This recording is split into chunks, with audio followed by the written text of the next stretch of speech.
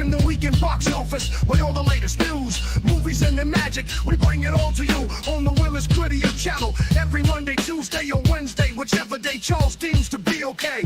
With Charles, Lindsay, and Gray, we set the scene on Willis Grittier channel where the silver screen gleams. Ring the bell to help you stay tuned and to find out which day Charles will choose. Where subtext is clear, no anger within. Tune in to Showbiz on Willis Grittier channel for the win.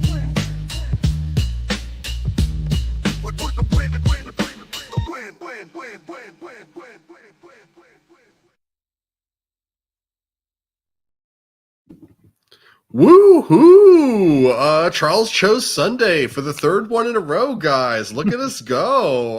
Hello, I am Good Lindsay. to be okay.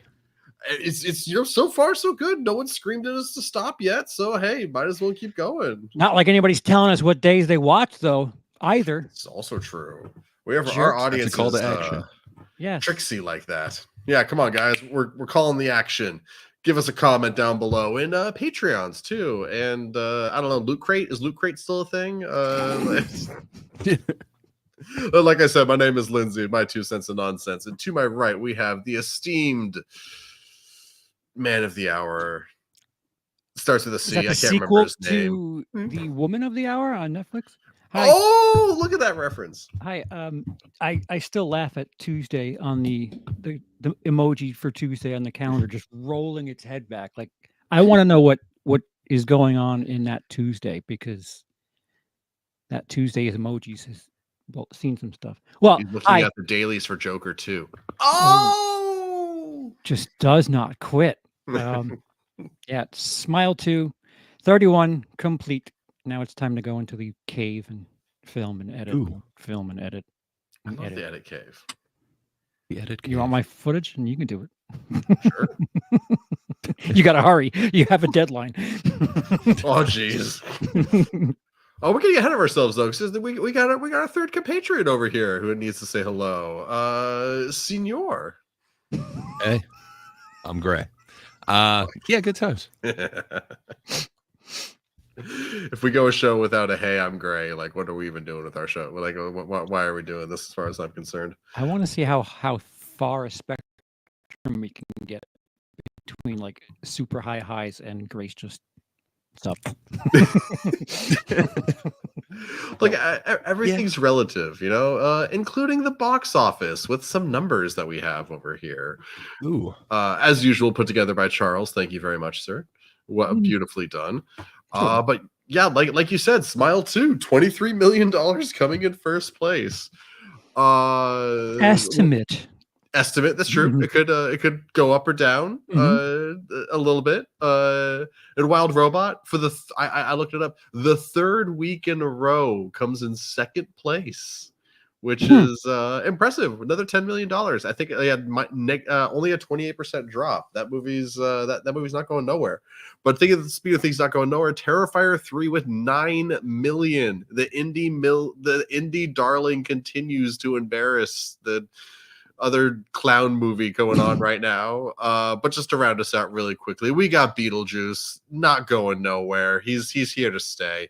And We Live in Time, a movie I really would like to see, but I did not. I love Andrew Garfield. I love Florence Pugh, and it's a tiny movie that pulled in 4 million. Good for it. Dude, the plus minus percentage, that's impressive. That is, you know, and I love that it's 69 too. Just to throw that out there. Nice. I mean, you know, just gotta call it out. It opened uber limited on 5 screens, and now it's on 1,000. So yeah, 5 screens. That is cheap testing. insane. Yeah, that's not fair. Like, how am I counting percentages at that point? You're being silly. I mean, you do it just so you have this big number here to talk about. We're just generating content, guys, which is what we're here for. And speaking of generating content, how did our game go last week? Was I the only one that got it right? If you look at the bottom, I color-coded things that Okay. Gray and I had under, and I really should make yours like a purple or something, because Lindsay, if you recall, you said exactly 20 is what you said. Oh, but I talked you into saying it's an estimate. Yeah. It could be plus or minus 3. He could be dead on. You never know. I talked you into saying over, and you were right, because it was over 20. Woo! Although, if you're going by your 20 even number, you're wrong. I am. But for the sake of our game, you were the winner. Technicality. Technicality. But yeah, actually, I'm kind of excited to start playing that game again. It won't be the same without Peter. Maybe we should bring him on for a guest appearance or something sometime. Just to do the weekly thing. He just shows up at the end of each show just to give his prediction, just to be the heel. Let's see what's going on in chat though, real quick. We got Marcy. I'm doing good, man. How you doing? Always good to see you, buddy. We got Dice. Dice, always great. Keep them rolling. Good old Logan. Show business over Auto PG. Yeah, you know what? Based. I'm gonna go ahead and say it. And Crawling Chaos. I have never seen a movie like Terrifier do so well with both critics and audiences. All my life, slashers would never get more than an average score. Screamer's the exception. Yeah. I was going to say, that matter? Scream was lauded, but fair enough. I did not read that last sentence. Good for pointing that out. Why does fandom have this thing where they want this? I don't know. What is it? Fitting in? There's this thing where like validation. Is that really it? Just validation? Because every year the Oscars, someone's like, oh, why isn't, Bad Boys 3 nominated for Best Picture? And it's like, it's pick a reason. Just slow down. Let's all calm down for a minute. I mean, it's well received and everything. And you like it. You have friends that like it. Shouldn't that be the only thing that's important to you? I mean, for the sake of Charles, furthering... The show is called Show Business, though. So, the box office. I think that's what you said to me last week. I'm just being a jerk. Fair enough. Touche. It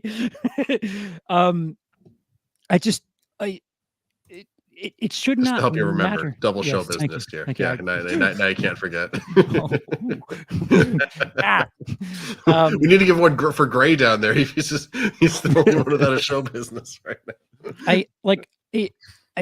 I have a hard time wrapping my head around people who are like, "Oh, thank God the critics like it." Where it's just like, what do they come over for dinner? Like, what? Why does them accepting your thing matter?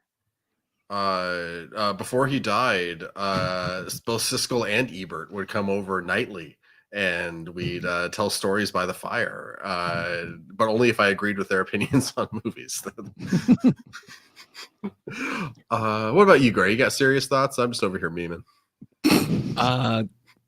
Not really. I don't know. I think everyone wants to be appreciated. I just think it's awesome that maybe some horror will actually be appreciated. I can't help but think that the substance may or may not get recognized for what it is this year. So it might be a really good year for horror. We'll see. But perhaps I'm being too. Perhaps I'm being a little bit too optimistic. I agree, but as far as something like Terrifier is concerned, I'm going to be that is.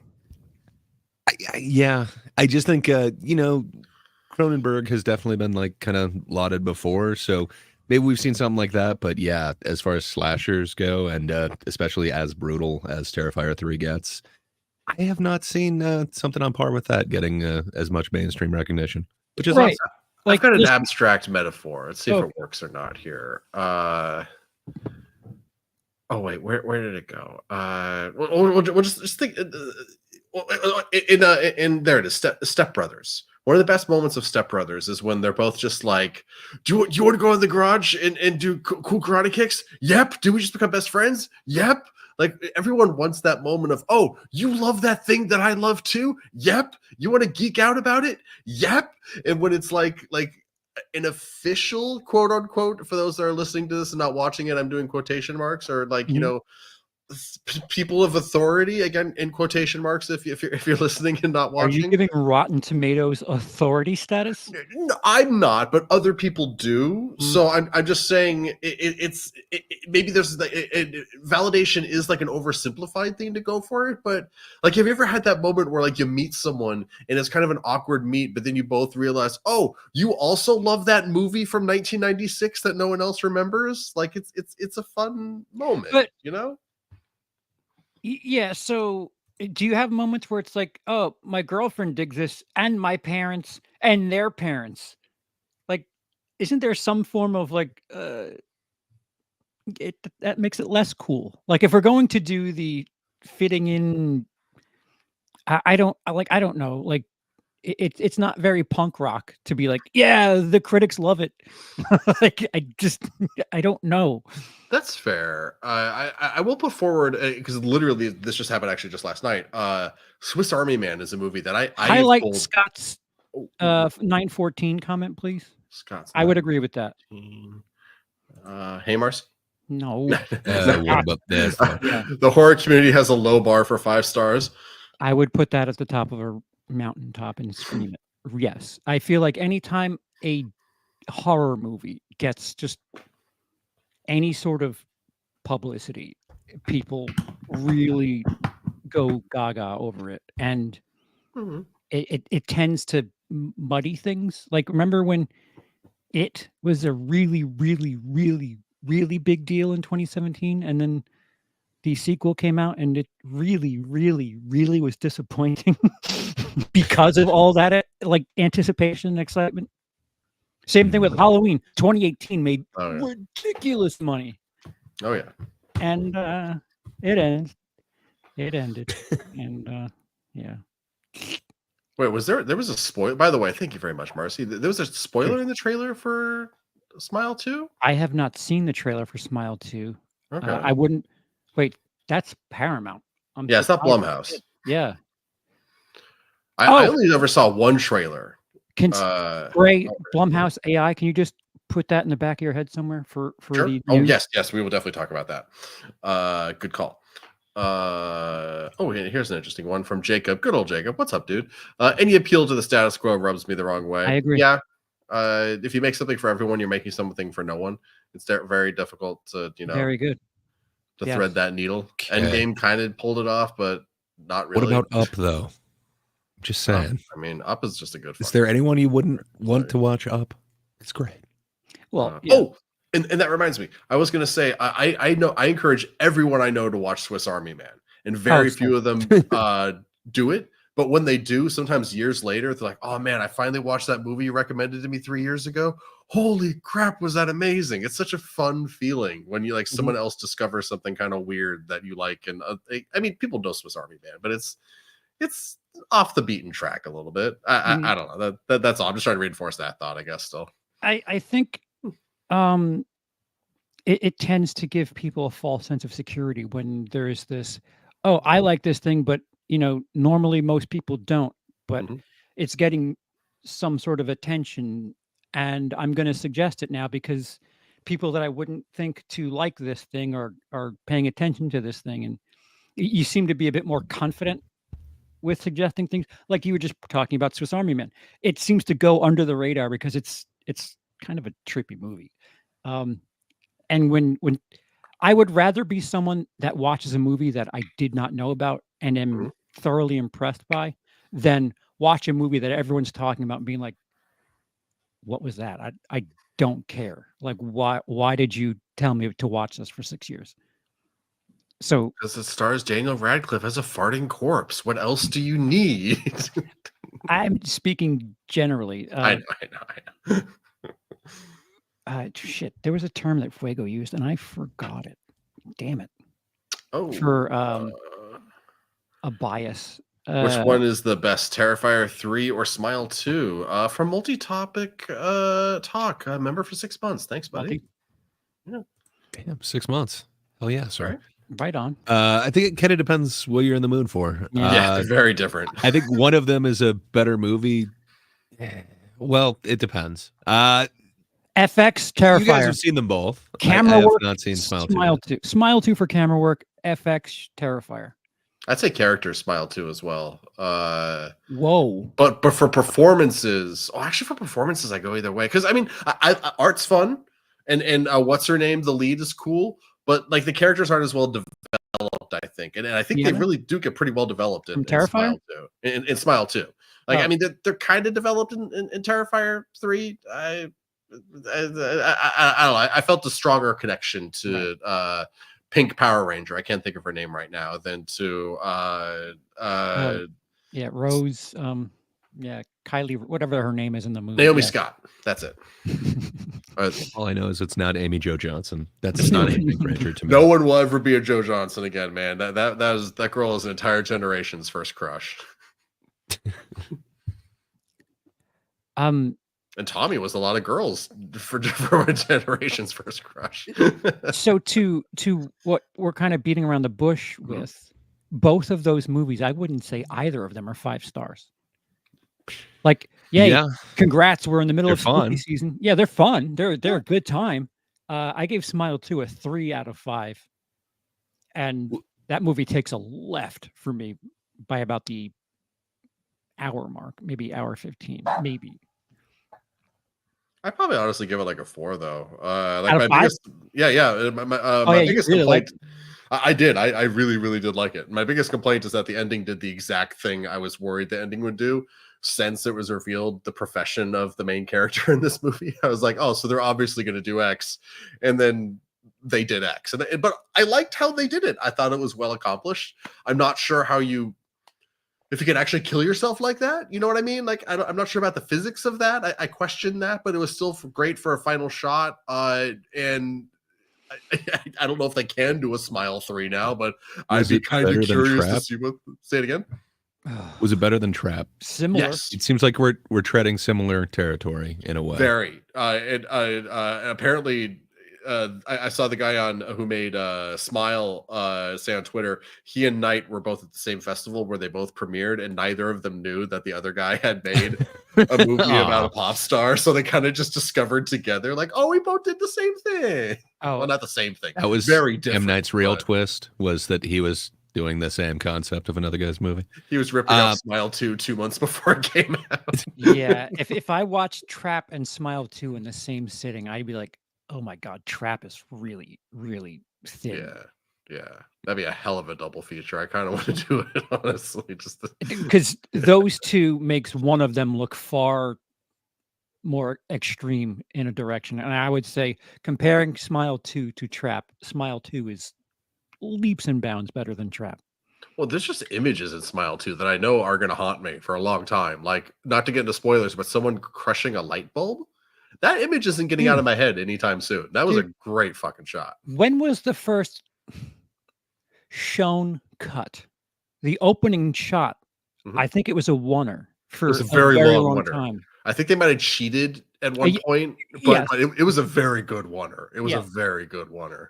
Hell of an opener, man. Most oneers aren't really oneers anymore. You can cheat at any time you go by someone's back or anything like that. But still, it looks awesome. Yeah. I mean, I think the best oneers are the one that you don't realize are oneers till they've been going on for a bit. Like I keep talking about it, but that episode of The Bear, like it took a minute for it to click in my head that, oh, this has been like a 5-minute one shot here because just constantly something is happening and you're just sucked into it. And it's kind of the same thing here in Smile 2, where first of all, great, like just quick scare, no real fanfare about it when someone's on fire. You know what I'm talking about in the opening bit? That was incredible. But like just like the edge and the tension for this scene and the way that it amped up, like I was kind of gripping my seat a little bit. I wasn't paying attention to the one shot. It took me a second for it to click. Yeah. By the time they got into the house, yes, I was like, I don't think we've cut yet. And the cinematography. Oh yeah, we have. We're into it right now, Marcy. Yeah. Thank you very much, though. I have not yet. But we're about to spoil the movie, Gray. Sorry. Oh, good. No, it's cool. I was going to see it after this, so no worries. Yeah, no, great wonder, and it's honestly, I think it's one of my favorite horror movies of the year so far. I like Longlegs is great. I don't know which one I would kind of put to first place. And I have to watch them both again, I think. But great year for horror. I'm loving it. So you didn't want the ending to do the thing that it did. But I thought I did it well. It's not that I didn't want it to do it. I was just like, it feels like the obvious way to end the movie. Like like the moment they started being, oh, so she's a pop star. It just like before the trailer had even finished, I had the idea in my head of, oh, so this is just going to do the Truth or Dare ending, which is funny because this movie's already compared to Truth or Dare. It's so better than Truth or Dare. On a completely different subject. I love that both Smile and Smile 2 have been like, no, we'll show you how to do that stupid smile gimmick. Yeah, exactly. And Truth or Dare is just such an afterthought. Well, I'll do a whole thing about Truth or Dare, by the way, because that movie was made entirely because someone's like, hey, let's make a movie called Truth or Dare. What should it be about? I don't know. Call it Truth or Dare. Go. That's exactly how Friday the 13th was made. He had a title. Okay, well, sometimes it works out then, I guess. I don't know. What do you want from me here, Yeah, Charles? I Do mean, you want to pull snakes my on a foot plane? out of my mouth that you just put into my mouth? Or like... I just when you get to thinking about the things that happen, mostly in the third act of Smile 2, Mhm. and the ending that you didn't want to happen, it becomes this thing where it's like, oh, so these things were just shown to us for no real reason. And when you think about things that happen in a restaurant, Mhm. just for lack of a better definition, it's just a dream. Yeah. And it takes points away from the credit I want to give the movie because they go to like great lengths. It's yet another banger for mental health and you know, dealing with trauma and things. And it makes you sympathetic to stars and people who have like these teams of people that are depending on them. Mhm. But a lot of the things that happen in this movie kind of don't matter or are just like an illusion where it's just like, oh, I really felt something for this, but you're telling me it's just a hallucination of sorts. So thanks. It's an extremely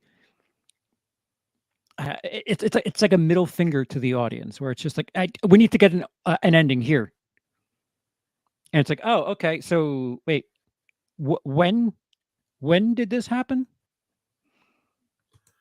I hear you. I do, because this is kind of a phenomenon. I'm literally watching the 10th and 11th seasons of X-Files right now, and the 11th season starts with a big oh, that was all just a dream, and it really kind of has turned me off to the entire season in a way.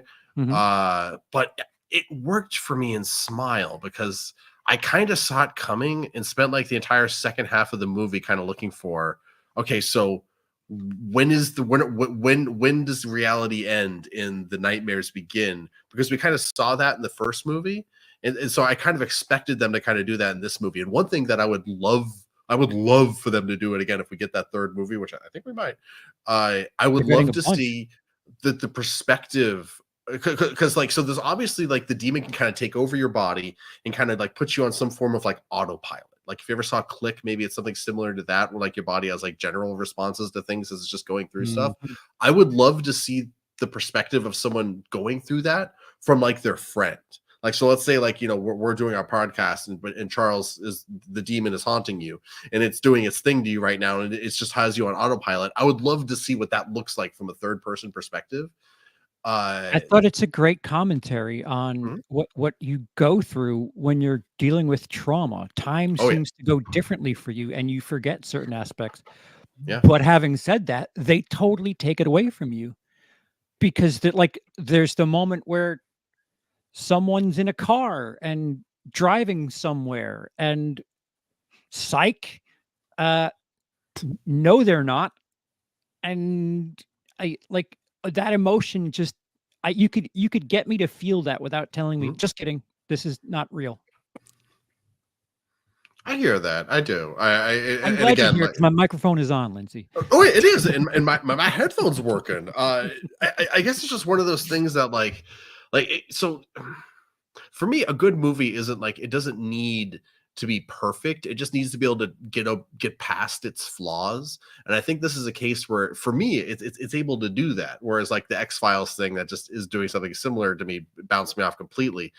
It's and I know that's kind of like a cheap, like, you know, like anti-argument thing to just be like, well, it just kind of works for me because I liked it, but that's also kind of just like how it is, and it's I like when this Lindsay movie. stammers more than I do. That's I awesome. know. And I'm actually trying to work on it too, especially now that I'm listening back to the audio Oh, I'm feeds. sorry. No. Call me out for it. It'll keep me aware of it. I didn't have a lot of high hopes for the first one, and it surprised me. I agree. I think the first one was spectacular, to be honest. It's incredible. Easily one of my favorite horror movies. And this one, again, gets there for me because it's like I went in being like, are you guys really going to do this super obvious thing?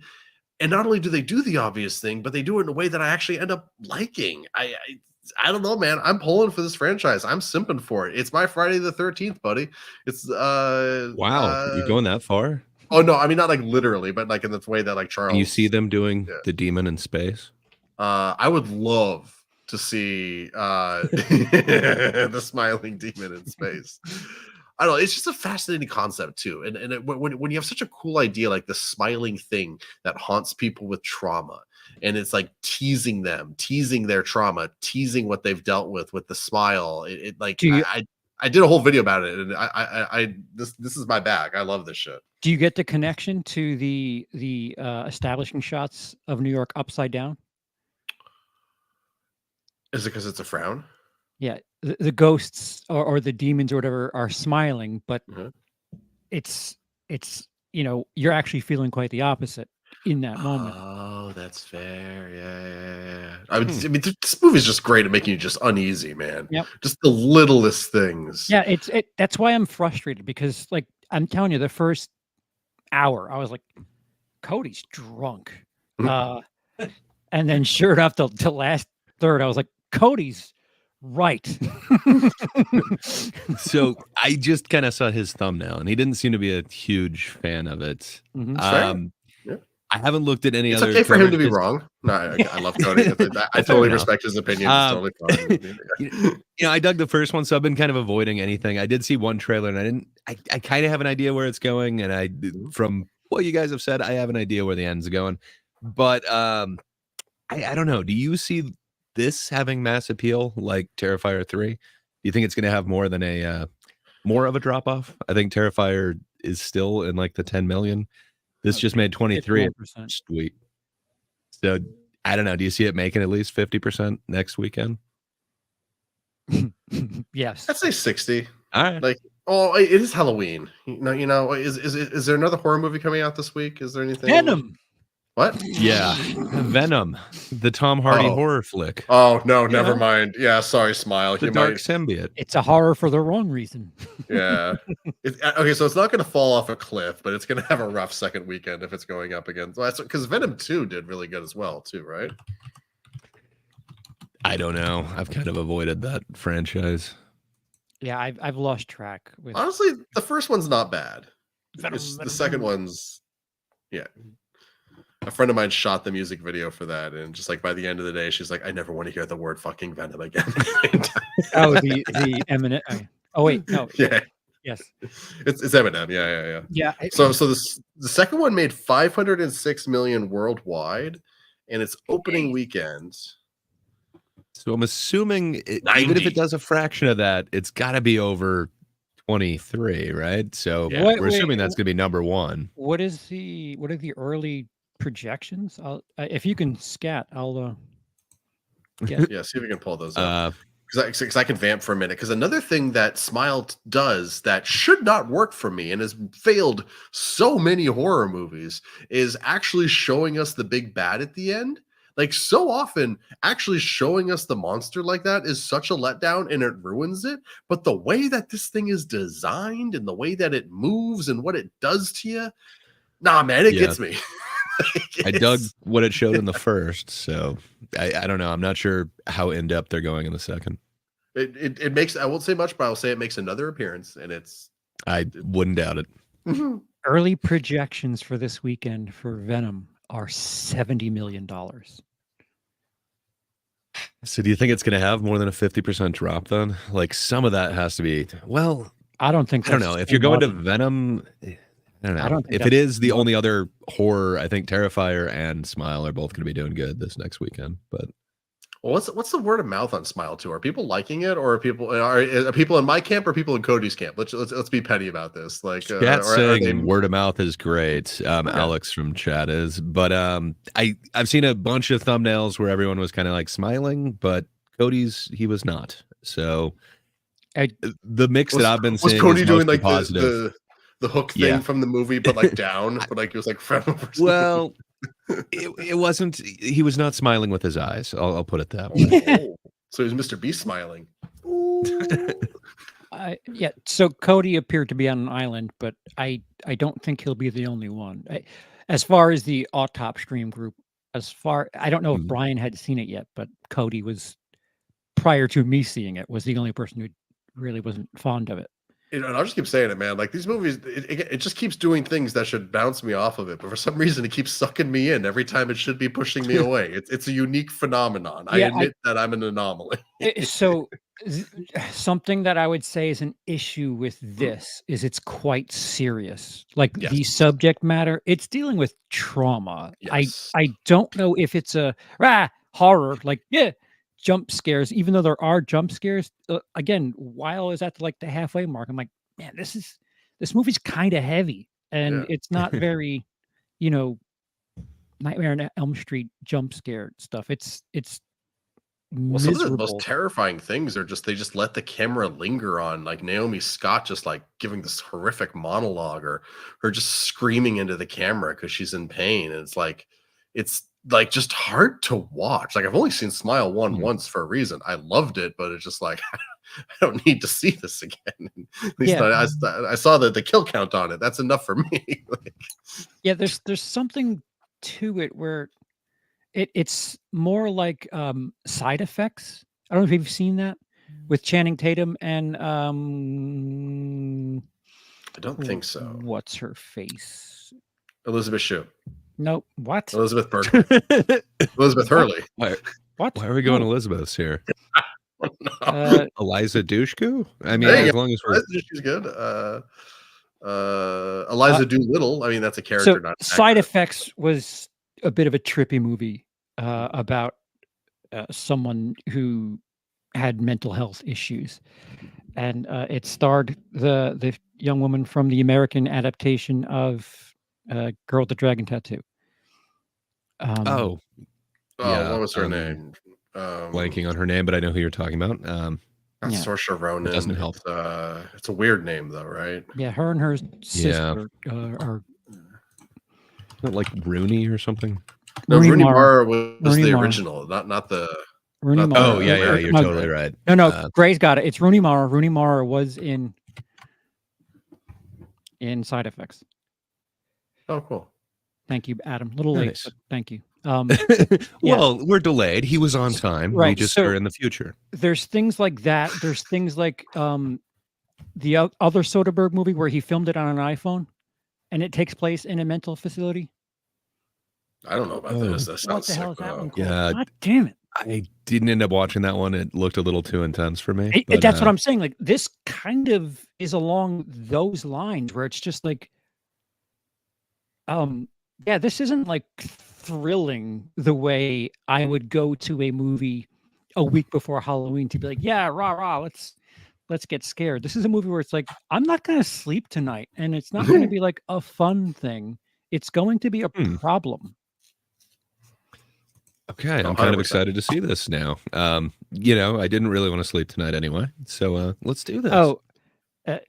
It'll wear off by the end, Gray. The first hour, you're like, okay. Jesus. So I guess that is sorry. As someone who dealt with, who is dealing with health issues from surgeries and such, I totally got what she was dealing with. And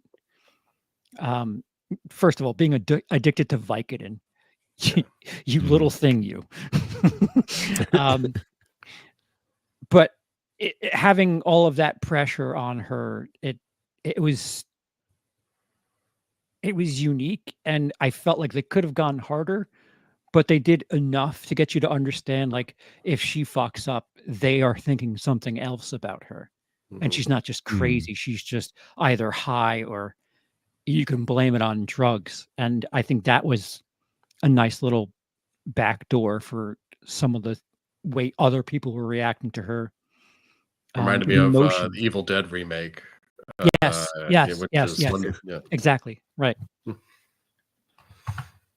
It's just a good movie, man. Like you can think what you want, but maybe the second half's weaker than the first. But I dug it. I really did. I gave it 3 out of 5. It Well, would you have know been what? 4. I'm going to be one of those guys that's like, if it's less than a 7 out of 10, you are the devil, sir. There's only 2 ratings: 1 out of 10 and 7 out of 10. Well, from what I understand, never mind. Yeah. Fair enough. It looks like Cody also gave it a 3 out of 5. So that's a mixed review. True? That's what the chat was saying. I'll believe them. I didn't watch the video yet. Yeah, I saw it somewhere. I'm gonna go to the source in about 2.5 weeks anyway. So, Yeah. So, but it is an interesting question. So, what's going to win this weekend? The very serious horror movie that's new, or the fun horror movie that's a little old? What do you mean between Terrifier and Smile? Yeah, like who do you think will come in second place? I guess. Well, I mean, obviously, Wild Robot's going to come in second place for a 4th time, but what's going to come in 3rd place? Terrifier or Smile 2? I would say Smile. Smile's going to be higher above of those 2, because I think because Terrifier has such a niche thing about it, like people who wanted to have seen it have seen it.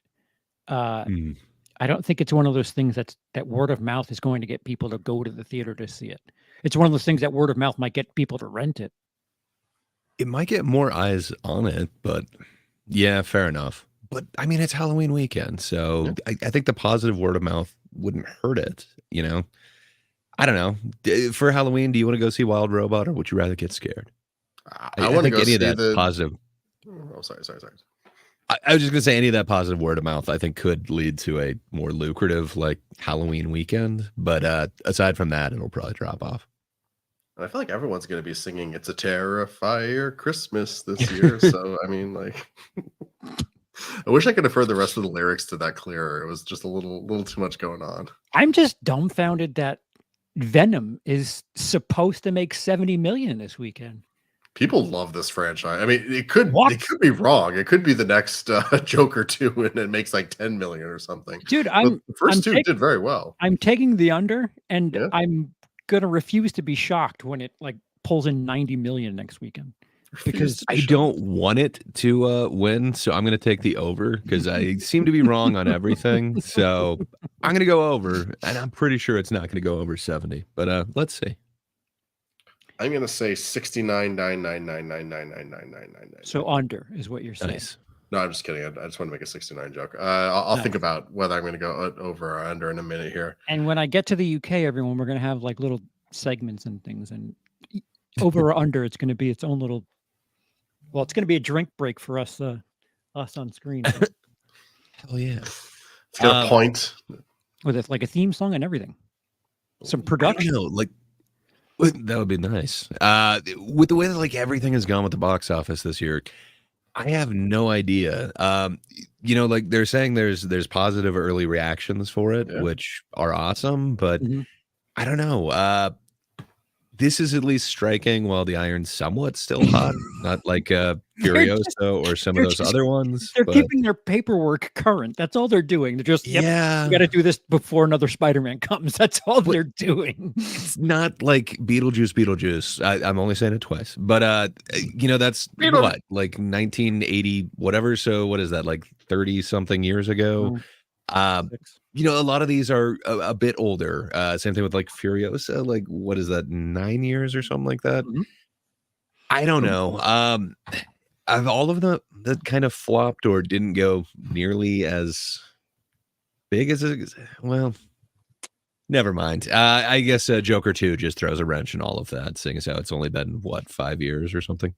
So never mind. It ruins all the math. It makes all the math not math. It's very annoying. What is your point, Gray? What are you trying to do? I was just wondering if it's because they're waiting like too long to do these sequels, where this one seems like it's within a couple of years or whatever. I can't remember when 2 was, but it feels like it was like 2 years ago now. Weren't they like 1921? Was it 21? Wow, has it 19. been? All right, maybe it's been 3 years. Time flies. It doesn't feel like 3 years. But I think the Joker thing kind of slams in the face of all of that, with it being only 5 years and just tanking. So never mind. Wow, it was only 21 actually. Okay. Yeah, and then 19 before that, right? Wow. All right. Yeah, so 20 and 21. So it has been 3 years. That's a. I mean, it's not a huge gap, but like it's a gap. Is 21 the Carnage one? Yes. Yeah, I didn't like that one nearly. The first one has like charm to it because like Tom Hardy is just being a weirdo climbing into lobster cages for no reason. But the second one just had really not a lot. The director's dope. It's what's his name, Gollum.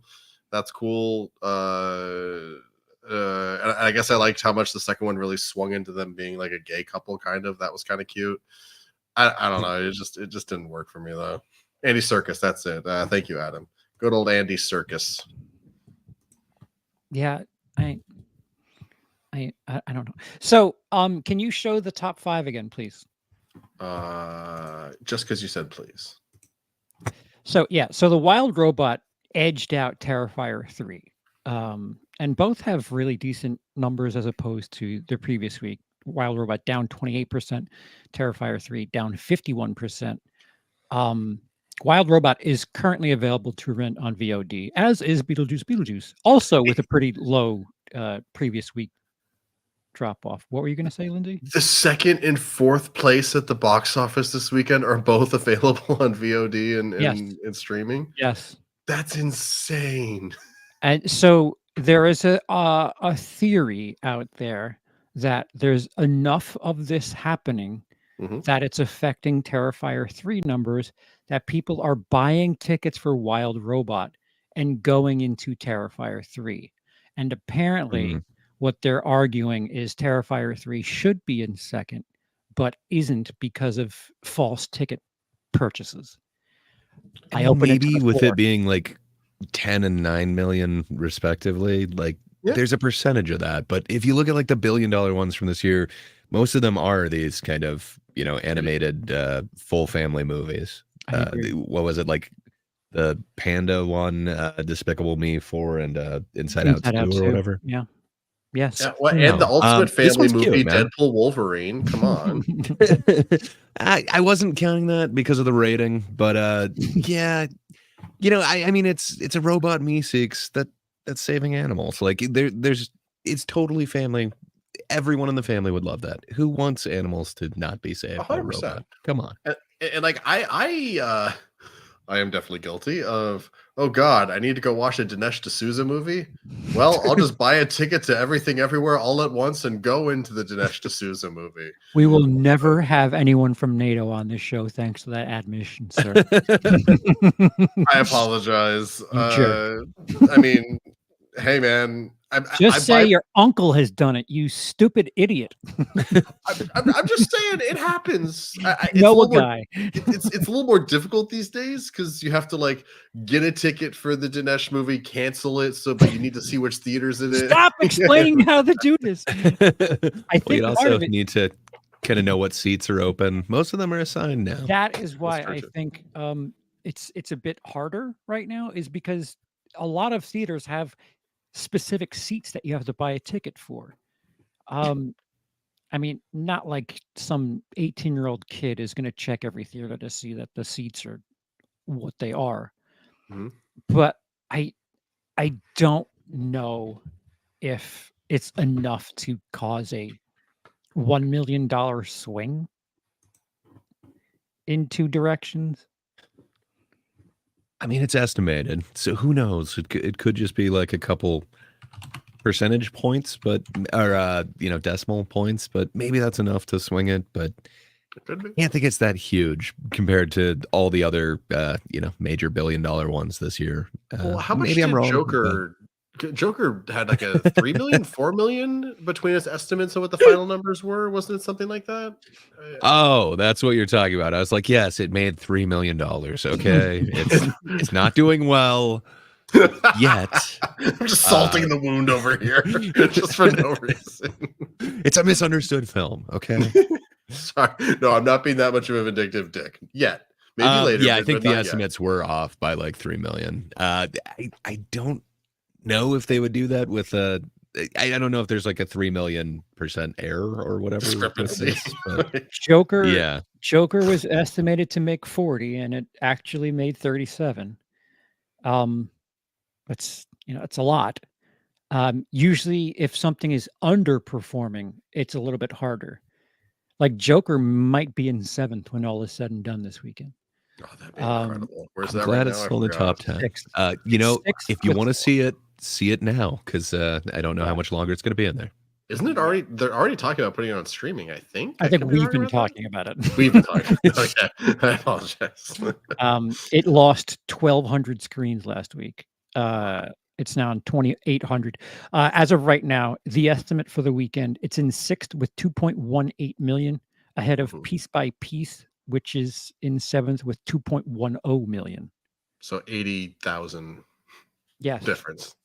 Also, I just need to point this out. Joker had a 68.9% fall. Almost nice. This movie can't even do that right. So Alex is saying it comes out on digital on October 29th. So if that's the case, I'm guessing they'll keep it in theaters till then. But no, see it on the big screen, the way it was meant to be seen. Your auditorium may be very empty. It'll be fun. I love being the only person in a theater. You guys does that happen to you guys a lot? It's fun, I think. Like it's you kick back your seats more often than I'd like it to.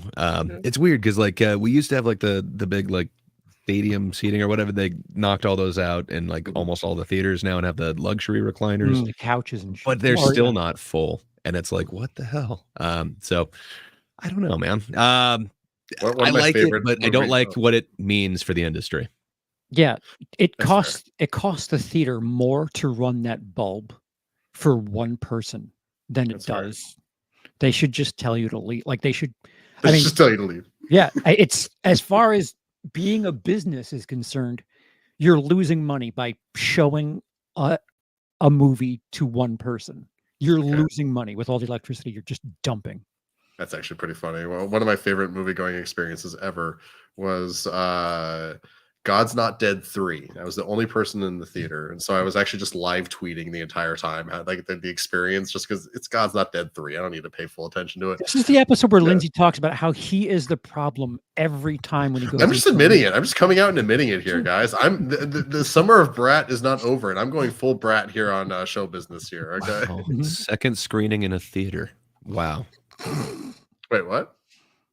You were like using the movie as your second screen. You were just scrolling, doing whatever. I mean, to be fair, it's God's Not Dead. You don't need to pay. Bite your tongue, sir. Okay. You know that you didn't miss one of the most amazing camera moves that you've ever seen, or sorry, that you wouldn't be able to see because you weren't paying attention. Because I was looking at Twitter. No, you're right. You're right. Okay. I am the problem. I'm going to go hang myself, and with my death, all of America's sins will go with me. For I am movie Jesus, and screens will be better now. So where did we go from? Why are we talking about God's Not Dead? I don't even know. Empty theaters. Empty theaters. That's right. Yeah. I think we got there with how few people are seeing Joker. I just wanted to throw in the joke that you might be able to see it in an empty theater. Not too many people are dying to see this, but I think you should see it the way that it's meant to be seen on a big screen. It's gorgeous. I'll give it that. It's very pretty. There's like that shot when like the spotlight comes on him when he's playing the piano. Like that's some good shit. There's some really, really beautiful shots in there. And I might go see it again. We'll see. We're just gonna put this up just surreptitiously. No real reason. I might find it amusing. Someone may or may not have said if I still smoked marijuana, I wouldn't be at God's Not Dead's openings. Someone likes those films. There's like 6 of them now or something. Yeah, God, is there really that many? Cruised over one that was released in the last month or so. A 4th God's Not Dead was released in the last. Oh, was it 4? I thought it was even number. I thought it was 6, but fair enough. I mean, they could have offshoots, and so due to the success of Smile 2, the creator has said that he's going to have like offshoots. Like it's going to be a franchise. Makes me nervous. Do you think so? I mean, I guess we're kind of talking about that with both of these. So people were kind of asking before, like, is Art the Clown the next like Freddy Krueger or Jason or something? do you see these Smile creatures as being that? Like, No. is it something that could support an entire franchise? No. Seems to be working out for A Quiet Place. Well, I think one of the things that works so well with Smile so far is we're able to track the possession or the haunting or whatever you want to call this, like from movie to movie, like pretty one to one. And I think that, at least for me anyway, goes a long way into like liking this movie. So like if they were to make like a third one and then suddenly it didn't really have much to do with either of the things that happened in this movie, I don't know. I think that'd be a knock on it. Although I guess you could go into the origins of it, but does that ever go well? The fact that both of them work proves that you don't need a mascot movie as much anymore. Like you talk about Friday the 13th, Halloween, Nightmare on Elm Street. Those are like, mascot characters. Now you have things like It Follows, Smile, where they're movies that work, but you don't need like this boogeyman to be afraid of that you could sell toys with. It's just the idea is enough to get people to be in there and worried. So they're both working. So that's neat. But I feel like when you start talking about, we'll do 4 more movies, and Damien Leone is talking about he might have 1 or 2 left in him to tell the rest of the story for Terrifier, but we'll see how it goes. Like that's Marvel shit. I don't just keep going because the money's there. Like don't be the bad guy. Like listen, make your money, sure, but don't stretch things out for the sake of, well, you're asking for it. If you don't have the story, don't do it. Scott V asks, I saw the first Smile, but you need to see the first to get the second. I think it could work on its own, but you get a lot more out of it if you saw the first one. Like the whole opening of 2 is kind of wrapping up 1 in a way that really leads into the story of 2 nicely. And I don't think that would work as well without seeing 1. I don't know. That's just me though. I think 2 is a little light on the intro aspect of the story. Ooh, interesting. The 3-act structure is a little crooked in part 2, to be completely frank. It is definitely a little wonk. And another thing that I should have hated, and I guess I did in the moment, but I haven't thought about it till just now, is the whole interview giving your backstory thing. I hate that kind of crap. And it was kind of cute that it was Drew Barrymore. That kind of gives the movie like a little bit of grounding in kind of like an uncomfortable way. But it felt like it went on for too long. Yeah, so that was kind of a weak start, or at least that felt like kind of a weak start for me once it gets out of the intro and into the story proper. That's just me though. If that kind of stuff doesn't bother you, it probably won't bug you too much. Well, like there's the dinner thing, or like the event where she's reading a teleprompter. Oh, that's and horrifying. It's like, yeah. Come on, man. Did that happen? I think so. Cool. I think everything up until an arm does something extremely disturbing has at least a strong foot in reality. Everything after that is out the window, if you know what I'm referring to.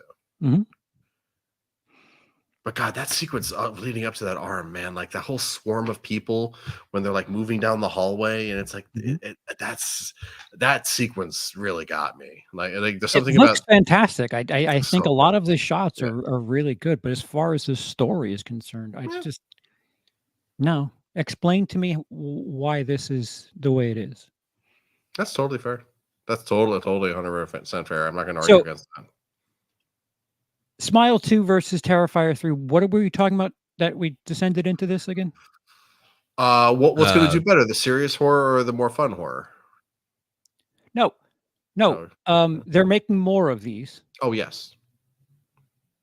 I think I was just asking if you think it could withstand a franchise. Like they're kind of talking about doing that with each of these, and they're talking about making Art kind of a franchise character, or at least he is now. He already is in like 5 different things, but I guess actually more than that. He had a couple guest spots, but just do you see this thing, whatever they want to call it, if it's a demon or whatever, making a franchise creature? But I guess your answer was already that we don't really need that with like the It Follows, all that type of thing. We don't. Definitely not It Follows. Yeah, but they've said that they're doing more Smile property. Like other films that are like in the universe of that, and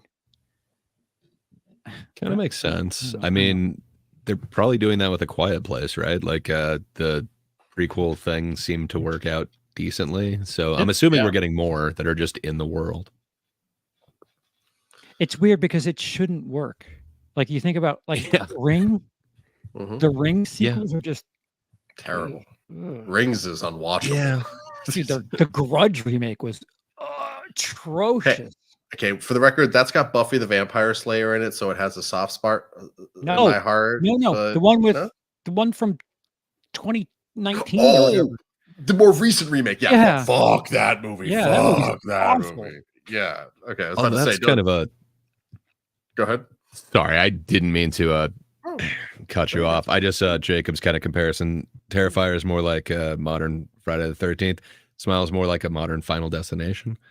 That makes sense. I mean, like, what did they get up to? Like 6 or 7 in that franchise? Like, I guess it's a franchise without being a mascot franchise. Final Destination got a little tripped up towards the end there too, though. I'm sure this will too if they're making a franchise out of it. I mean, it feels like they only go so far. You know, it's funny that the people behind Smile are Paramount, the same fucking studio that didn't want to make Friday the 13th movies, but kept doing them every year to make their money. So, you know, just embrace the fact that you're the horror kids and, you know, be competition for Blumhouse. I don't know. Like, it seems like every time Paramount does something that works, it's horror. So just, you know, embrace it. I mean, like if we do need to get more Smile movies, which I don't think we do, but if we are going to do it, I don't know. I kind of want to see like a post-apocalyptic world where literally everyone is possessed by this demon, and so everyone is either killing themselves every 7 days or killing someone else every 7 days. It's just a survival of the fittest type of situation. That might be kind of fun, but I don't know how you get a story out of that. The ending of 2 can make things very extreme for Smile. Yeah. Like, I guess I just spoiled it a little bit. My bad. To a jumping the gun point where it's just like, oh, okay.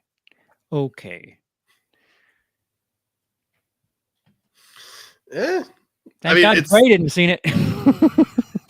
I was zoning out and looking at the chat, so I'm kind of glad that I accidentally did that there. But hey, it worked out. Yeah, Gray's uncle hasn't been around recently, so you know he can get a ride to the theater. So it's it's fine. Oh no! You know, things happen. Man. Life happens. Here's an interesting point, though. Paramount is still on the toilet financially compared to other big studios. They will take what they can get. Right. You are not incorrect, sir. Right. And they're until everything's done, they're going to be making money off of Mission Impossible movies and anything that Tom Cruise wants to do. Yeah. I guess I've got a bad streak of this. Par for the course, Lindsay, since you spoiled Terrifier 3 last Didn't we announce we were doing that, though? I think we did. Hopefully we did. Oh, and what's up, Shell? Hey. How you doing? No love for Charles, but Greg gets some love, too. No, Shell has one from 802 that's saying that the new sub, thank you for your honesty. Been watching your channel for a while, Charles. So, hell yeah. That's awesome. Yeah. Well, right on. Thanks for being a member, unless Jacob is behind your membership. Hey, a member's a member, man. Yep. As long as it's not a member berry. Even those are okay sometimes, though. All right. So to further the news segment. Deal. Let's do it. Jason Blum. Your favorite person. Yikes himself. Magnanimous fella. Has admitted to using AI. Or signing up with or using like they've apparently using, and coincidentally he had like 4 trailers ready for New York Comic Con. Okay. So he's using some sort of AI firm, and by AI farm, you mean some dude in his mom's basement? But continue. I I don't know. Like I don't know what defines, like, if you're skipping around unions at Mr. Hollywood, Mhm. how fair is it for a producer to, I don't know, not be paying unions for things? Oh, it's extremely shitty, and they're always trying to do it. It's like when I love A24, I love them to death. I love Civil War, I love that movie to death. But when they did those goddamn AI posters, it's just like, oh, so you decided to give Midjourney $20 and hit a button a few times instead of just hiring an artist. That really makes me want to like. Well, was that AI generated or is that That one does not look like that right? same one, but Yeah, Definitely but different. that's not as a a New shot from the Yorker, thing, so I don't this know. is not anywhere close to any of this. This is Oh, is Yeah. that not? Statue Oh, of Liberty is Um, has got some distance between it. so just to clarify, so Blum's using AI. Do we know what exactly for? Is it just for editing or is it for everything? Like, I assume like some of those There's an Blumhouse editing ones do union. kind of sound.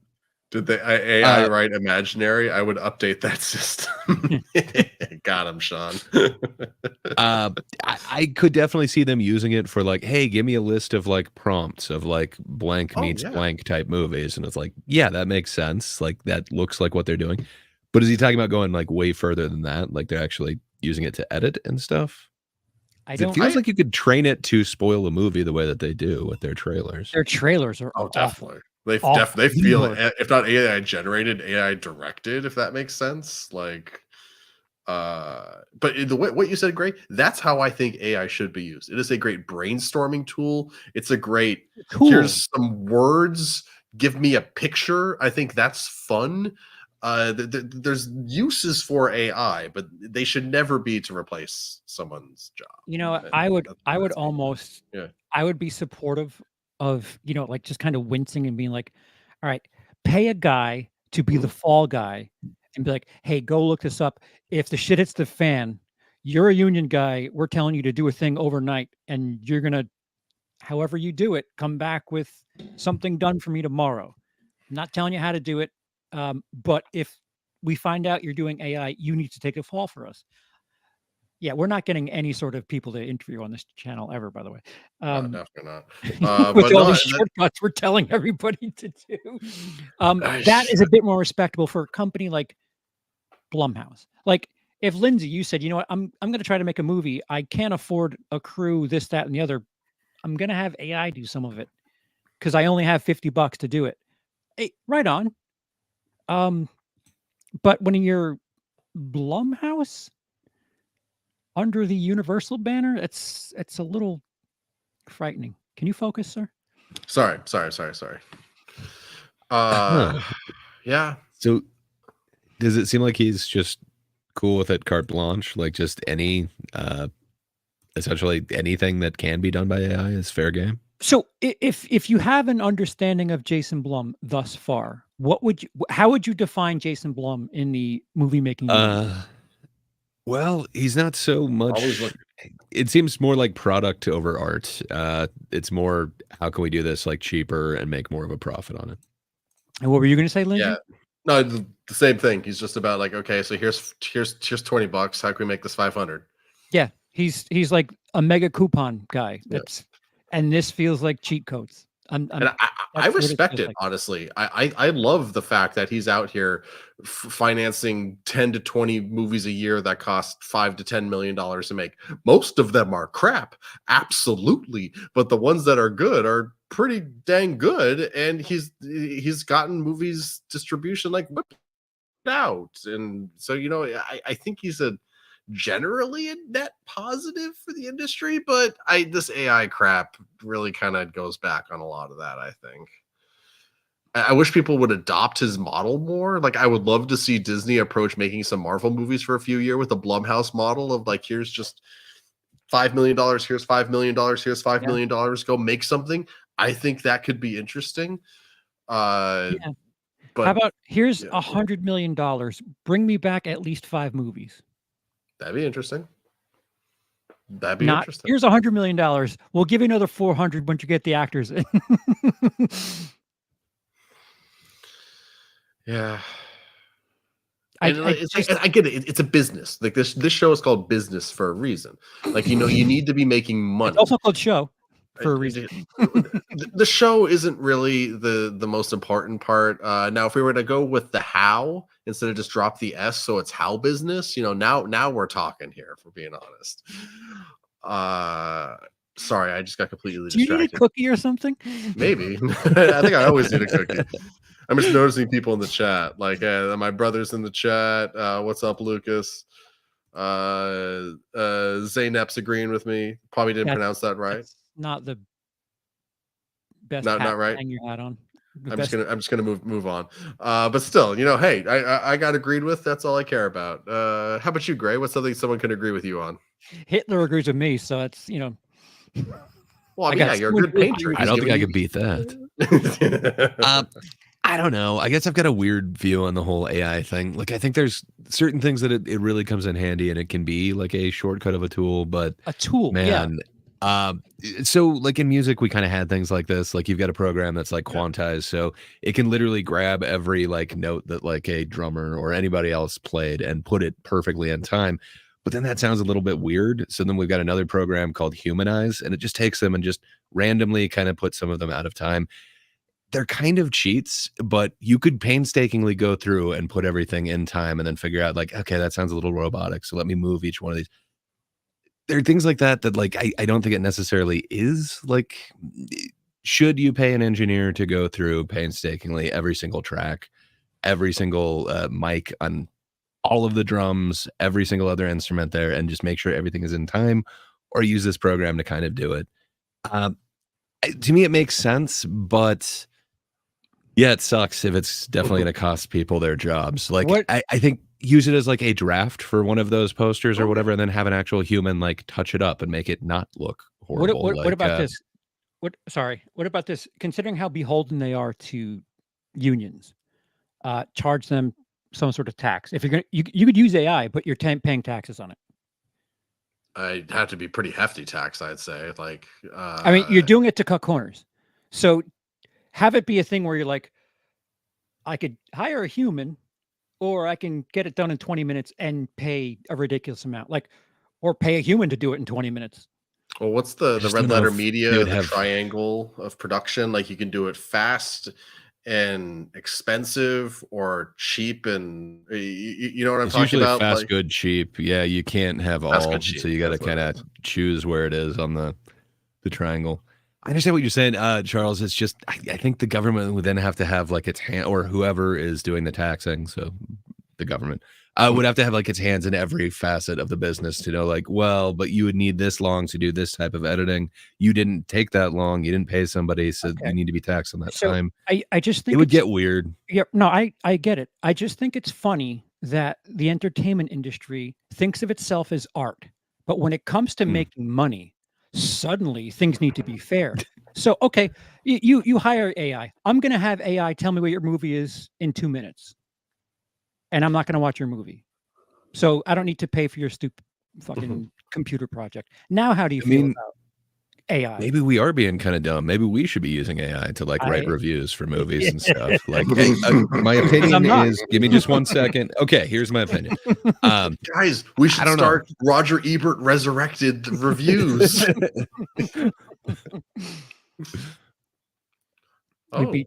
We beat you, Dice. What about AI being used to bring deceased actors back to life? I hate that crap. I don't want to. I mean, I don't know, man.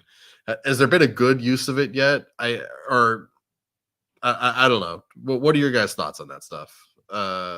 Yes, as a tool, like Rosales, someone who will probably be on the show relatively soon. Certainly when I'm on my trip. Rosales does some incredible things that sound like they're highly produced material.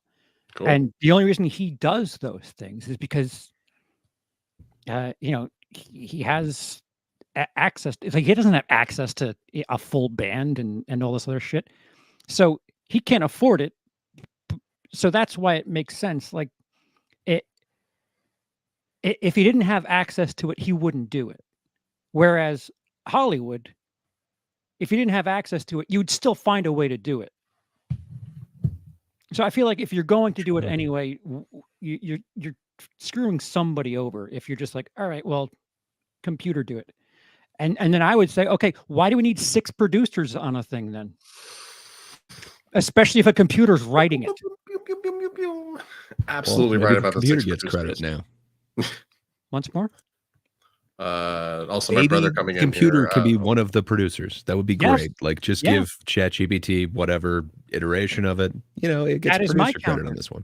That's my counter. Okay, you have a AI writing it. Okay, I have an AI that can produce, set up the schedule, pay for everything. You guys can go home. We don't need you anymore. Are you okay with that? That would be my question to someone like a big time exec. I mean, maybe has that been a gimmick yet? Have we had a movie completely written by like AI or something yet? Probably. Nobody's admitting it yet, though. I don't think we would, because and here's the real thing with AI is you can't 100% AI anything. You're always going to need someone to come in and clean it up, fill in the gaps, make the story make sense, make the hands not look like nightmares. So exactly, yeah. This is supposed to be a romantic comedy. Please don't make me want to get crap my pants from looking at the hands.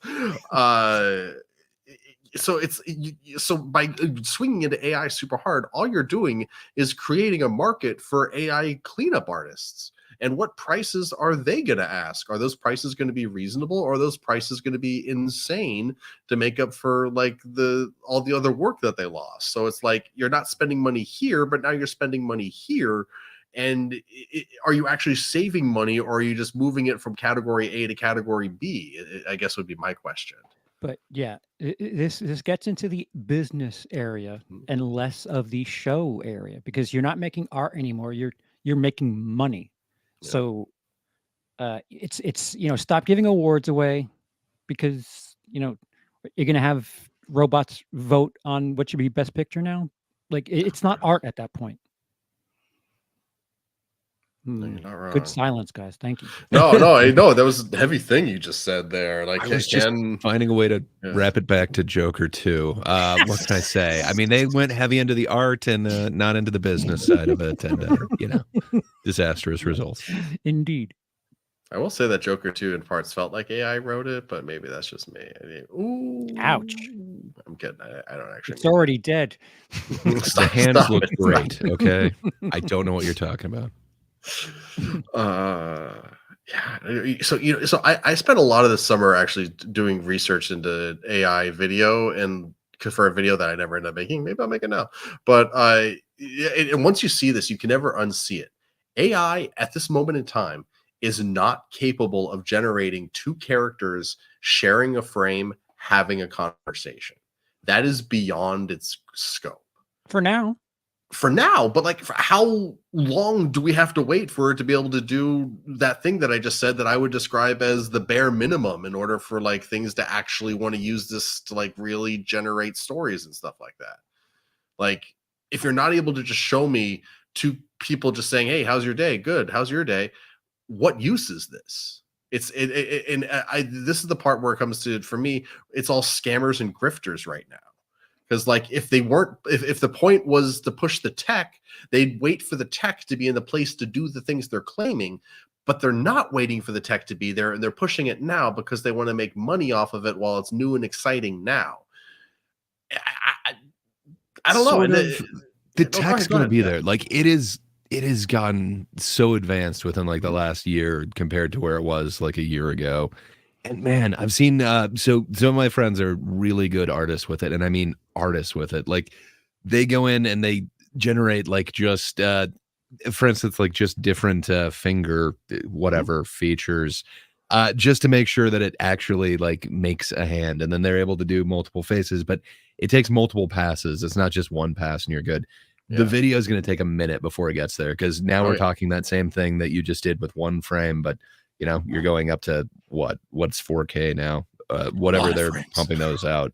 Yeah. So I don't know. It's going to take a while to get there, but man, it's going to be crazy, and it's moving so fast. So it's just a matter of time. It will get there. It's going to be able to do 2. It definitely is. I have a paradox or to put forward, and it's referencing Breaking Bad, and everyone loves Breaking Bad. So there's that. Well, I'll do Sopranos next week. I got in Breaking Bad, they talk about replacing Walter White at one point with this dude Gale, who's not as good of a chemist, but is extremely good. And Gale has this line where he's like, "Look, dude, I can get the meth to 96% pure, but he could do it to 99. And I know that's only a 3% difference, but that 3% is an ocean." And you're correct, Gray. Dude, blue meth is blue meth. Oh, you know, 100%. AI has come a long way in the last year.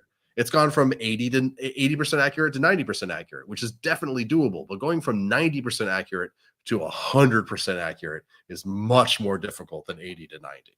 Well, and so I think we're or if we're not at the point of diminishing returns, we're getting close to it. And so, I just don't feel like it's ever going to make. I don't know. Maybe that's just me. Maybe that's just me. I'm going to take the under on this. I think we got time. It's got room to grow, man. It's just that's true.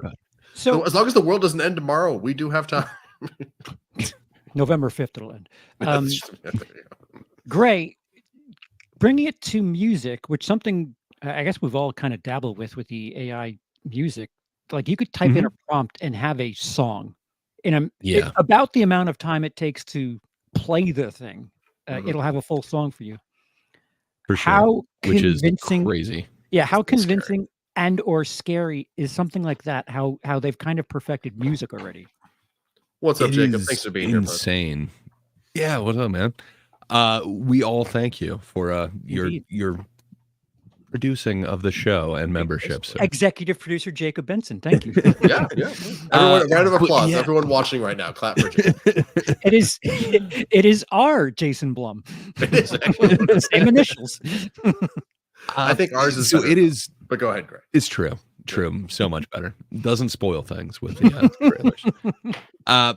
But yeah, no, I think it's amazing what like AI music is able to do, and it's weird they're using a bunch of shortcuts. Like, so it is crazy. You can get like 10 versions of a song in like under a minute, and then it's weird. It produces them in quicker than real time. Like it doesn't take it 3 minutes to produce you a 3-minute song, which is crazy. There's zero chance. Sorry, we made it awkward for you, sir. That's literally confusing. Yeah, like it doesn't quite make sense. What is faster than real time? I don't understand that. Does it make it in the past before you make the request for it? There's some sort of time travel, perhaps. I don't know. I'm not sure if it's Dune technology, whatever's going on with this, but it's pretty cool. The fact that like you can get 10 different versions of the same song, but it uses kind of shortcuts. And once you kind of listen back to quite a few of them, you'll notice that it keeps going to these same kind of shortcuts. And that's kind of the same thing that you see with like some of the AI art. It kind of is using these weird little shortcuts. So I would say it's much like the hands and stuff. It's just not quite right, but it's always kind of similar. And man, there's some that are just amazing. And then that has gotten so much more advanced in just the last couple months. Now they have ones that let you just redo parts of it. So say you like the chorus, but you don't like the verse. Now you can just redo the verse. Now you can just redo the intro or outro, whatever you want to do. They also have the parts where you can add like your own vocals to it, and then it can sample off that and add those on top of it. It gets kind of crazy what they're able to do. And this is just like scratching the surface. This is only a few years into this, but man, I assume this would put the jingle industry and a lot of the people who are doing songs on Fiverr just out of business completely. But I don't know. Is it going to ever put like those real studio musicians out of business? I don't think so, but you're paying way more. It's not just a monthly subscription and then you have like basically unlimited, depending on which AI music generator you're going with. Gray, is modern music good? I think so. It really depends on what you're doing. So pop is kind of pop. It's always meant to be kind of simple and catchy, but man, there's some amazing music out there. There's a lot of like innovations and like metal and stuff where, they're calling like bends to be boomer bends. They don't do that anymore. Now it's like a lot of tapping and such. It's really fun. I think everything is expanding in so many different directions. There's amazing art everywhere. Just, seek it out. But I don't know if you're going to have innovations with this AI music. It's just going to kind of examine what's already existed and give you a version of that using its own kind of shortcuts. For some, It wouldn't be the same as hiring some big band to come in and do like actual horn sections, like everything on there. But hey, you can get a 10-piece on here. You can get a horn section for, just the over under segment. Like that's going to be amazing. I would say it would be not very cost effective for us to get like a 10-piece band to go in and record this amazing jingle, but man, that over under thing, it's going to be amazing. So I don't know, I think there's certain uses like that where we would just keep the production like it is now. Like we're not going to pay hundreds of, probably thousands by the time we're done, to get the rights to it, to do everything so that we could use this after we've booked the studio time, after we booked the engineers, after we've paid for their mic rental, I'm sure, and then got all of everything actually like organized, put into place, all the players, and then actually get it orchestrated. It's going to take a minute, and it's going to cost a pretty penny. So it's something that we wouldn't be doing with this, but it is very much within our grasp. I think that's kind of amazing, but it is kind of putting someone out of work. Probably somebody on Fiverr that we'd pay much less to do this.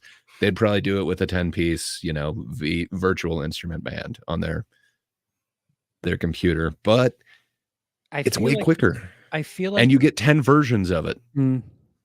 I feel like negatively so. Pop music is kind of, it just needs an earworm as far as I'm concerned. Just something that's catchy and whatever. I feel like that's easy for AI to replicate. And if you're talking about like silly Hallmark romance movies, I feel like AI could probably write those, as offensive as that may be to some people in the audience. I feel like there are certain mass appeal things that AI could probably write. And now that I think about it, if the studios are going to use AI to help them tell stories, what about if we just have AI make us movies and just go straight to the middleman? And you want to destroy the movie industry, we'll help. I don't even think the image generation is quite there yet, but it is going to be a problem in the future. It will be there someday. It's bad. On a weird tangent, do you think you could just feed like David Lynch films to AI and get it to do like some weird surreal stuff? Because its imagery kind of lends towards that. Yeah, I don't know. Well, that's the other thing that like blows my mind about a lot of this stuff is like, why isn't someone, and maybe this is me saying we should do this, but like someone should like make some kind of like extremely like esoteric like horror movie where like the reason like characters don't look the same shot to shot, or like the backgrounds are melting or things are bending in the weird way, is like the horror, because it's like the body horror or whatever. Like you use that as a plot point somehow. But no, everyone's just like pretending like, oh, look at this, it's perfect. Don't ignore the parts of it that aren't perfect. I told AI to make a shot for shot full version of a trailer that existed that was animated, and it's incredible. Oh, you're talking about that. Yeah, that was. And then I'm going to use the audio from the actual trailer itself and just play it over. Even though the person who made the trailer, the movie that director, he's quoted as AI art as an insult to life itself. It's one of my favorite quotes ever, by the way. I don't. It's hard to have a perspective on this, but from a business perspective, I feel like you're cutting corners, and it's no longer about art. This is hilarious to me. Would the Lifetime movie crowd really care that AI wrote the Sappy Christmas movie? Me and a girlfriend once spent a Christmas Eve just watching those terrible Hallmark movies, and it's just like, yeah, no, they felt AI generated 5 years before AI generation was a thing. So, can I ask you then, Charles? So you're saying that it's like cutting corners. Are you a purist in it? Like, should we be like hand editing film, like actually splicing with a razor blade and stuff? Or no, good point. Good point. Yes, as a tool, use it, sure. And it's like I first said, to get around certain people that are going to make you feel crummy. Have someone be your data entry guy. but use it as a tool. Don't like how many movies in the early 2000s just did all their effects on CG and it just looked shitty. CG with effects, like with practical effects, have CG, a dinosaur head, but a CG body. Like, if you're going to do that with AI, right on. But something tells me that when the guy is known for just spending as little as humanly possible and trying to cash in, I can't help but be a little skeptical of where this is headed.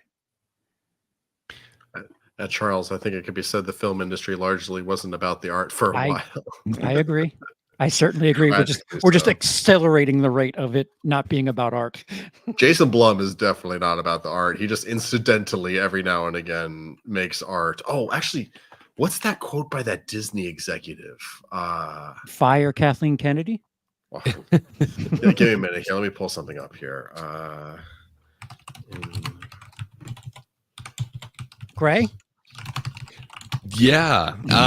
I don't know. I guess it's not completely related, but yeah, I happen to catch Beetlejuice again this weekend. And man, I happen to watch a behind the scenes featurette on it too. And they were using like a lot of puppets and stuff, like all the sandworms, and then it was stop motion for the Charles, the father character.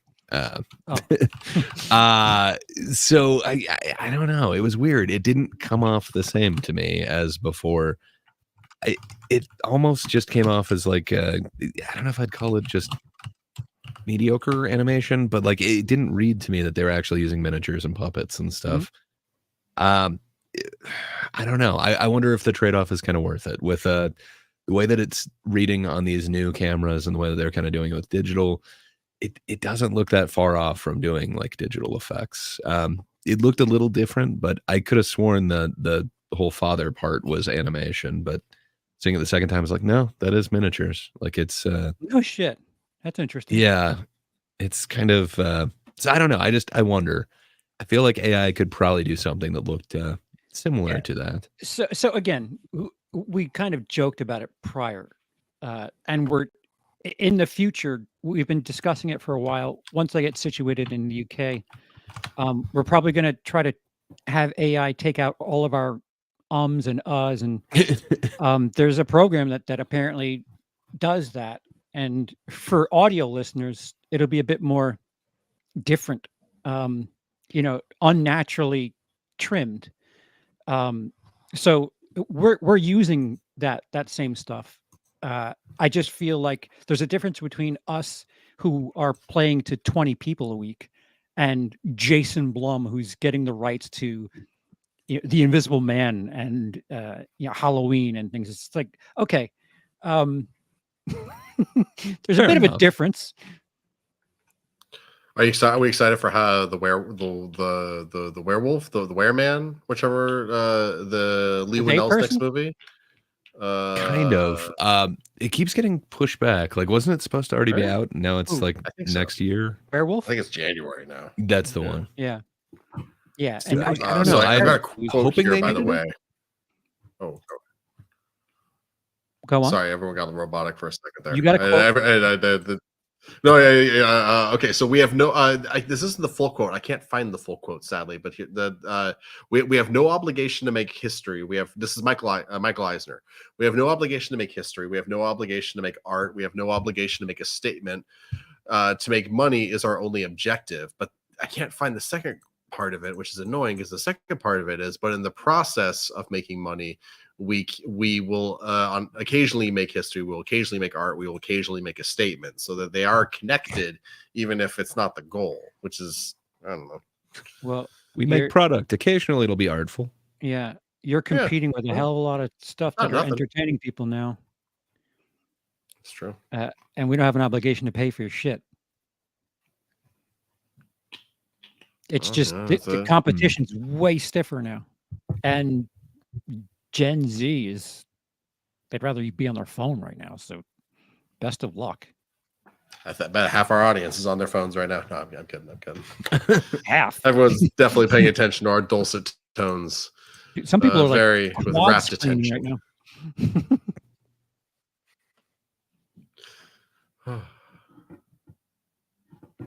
Yeah. So, go ahead, Gray. So I was just looking up. So Venom 3.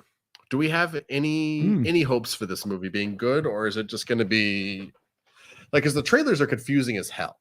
Like if they're it's like the Chiwetel Ejiofor is there, who was in the MCU and is still in the MCU, but this movie is about how this movie isn't in the MCU, and your character that's tackling that plot line is in the MCU. It's confusing. Like I don't know. It's going to make money, but I have a feeling this is going to be the first legitimately bad movie in this franchise. Like, Carnage wasn't great, but it wasn't terrible. When you consider what this year has been, just like shocking failure and bizarre out of left field success, I have a funny feeling this is going to be a shocking failure. And I'm not going to be shocked because I feel like 70 million is a lot for something that no one's talking about. Okay. Taking how much does it cost to make? Let's see if I can find the budget here. 100 to 120 million. Okay. That's gonna be how much of that is Tom Hardy? 80. Sounds about right. I hope he got a big payday for this, man. He got in that lobster tank. But I don't think this movie, even if he gets in like 2 lobster tanks in this movie, I don't think it's going to save it. You're probably, Gray, you might be closer to the comic crowd people. Is anyone talking about this? Like, I have not heard anyone. Lindsay seems to be the most enthusiastic. I've heard somebody else just ask me, like, are you excited for this? But I got to be honest, I checked out on it. When I heard that there's not going to be any Spider-Man, it'll never be connected. It's like, it feels like half the story, but maybe I'm wrong. So I never watched these, so I'm kind of an outsider on this, but I don't hear a huge buzz. I don't hear a $70 million buzz. Yeah, even like the meme movies, like, fucking Madam Web's coming out, lol. Made 23 million. I don't even think people are paying to see the meme movies anymore. So, like, yeah. Wait, didn't Madam Web do better than that? That's all it did? 23 opening weekend, I mean? It's got 43 domestic total. Oh, that's what it was. I thought 43 was its opening. Okay. So that's I knew there's a 43 in there somewhere. Okay. Wow, still awful. It'll do better than that. It'll do better than 23. But why? What? Like, I mean, granted, less so than I would have been maybe 2 or 3 years ago. But I'm on movie Twitter a considerable amount, and I don't see a thing about Venom. A thing. No, there was definitely way more buzz for the last 2. Go ahead, Gray. Could it possibly reach like the meme level of, say, like a Morbius or a Madam Web? See, wasn't there like, get wrecked, loser, lol, that kind of buzz at that? It's Morbid time. Like there was some sort of something happening, even if it was negative. I don't know if there was any buzz before that. Maybe it's just me, but I heard nobody talking about the Morbius thing. And then like when they decided to re-release it is when I saw like everything kind of on Sony re-release Venom 3. We were all watching Terrifier 3 a third time. We'll definitely go see it this time if you release it again. Like, I think I'm more pissed that they're just doing this to keep their licensing, and it doesn't matter if it doesn't make a penny. They're just dumping 120 million to carry over to their $1 billion project. And you could take this loss and attribute it to the next Spider-Man movie and be like, well, we needed to lose that 120 to get this $1 billion. Yeah. It's also like there has to be someone at Sony somewhere that still wants to make that Sinister Six movie for some reason. So I wonder if like they're like, no, okay, so we got to keep making Venom, otherwise we'll lose Venom, and we need him for the Sinister Six. We still got Craven coming out. I mean, everyone loved Morbid time, so clearly, there's something here. I'm not saying there is, but I'm saying someone at Sony is like trying to get some kind of buzz going for these for some reason. It's like the guy in the 90s that was obsessed with everyone fighting a giant spider, but instead of a giant spider, it's the Sinister Six. Yeah, I just feel like the music has stopped, and whoever's putting out new comic content is going to realize that there's no chairs left. Soon, probably. I just like Deadpool and Wolverine, I feel like is an anomaly. Like I just feel like it's the exception, not the rule. Possibly. It might be. That one was really fun. I don't feel like it was fair enough. It definitely doesn't feel like that's going to be the new rule. It doesn't feel like everything, just compared to everything else that we had gotten cinematically in the last few years from Marvel, it felt like it was a breath of fresh air. Right.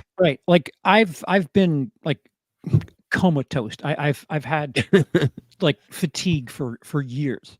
And for the first time, like the last 2 or 3 years, with every successive Marvel movie, it was like everyone was more complaining about it than anything. And it's like, oh, society is catching up to my done with this shit.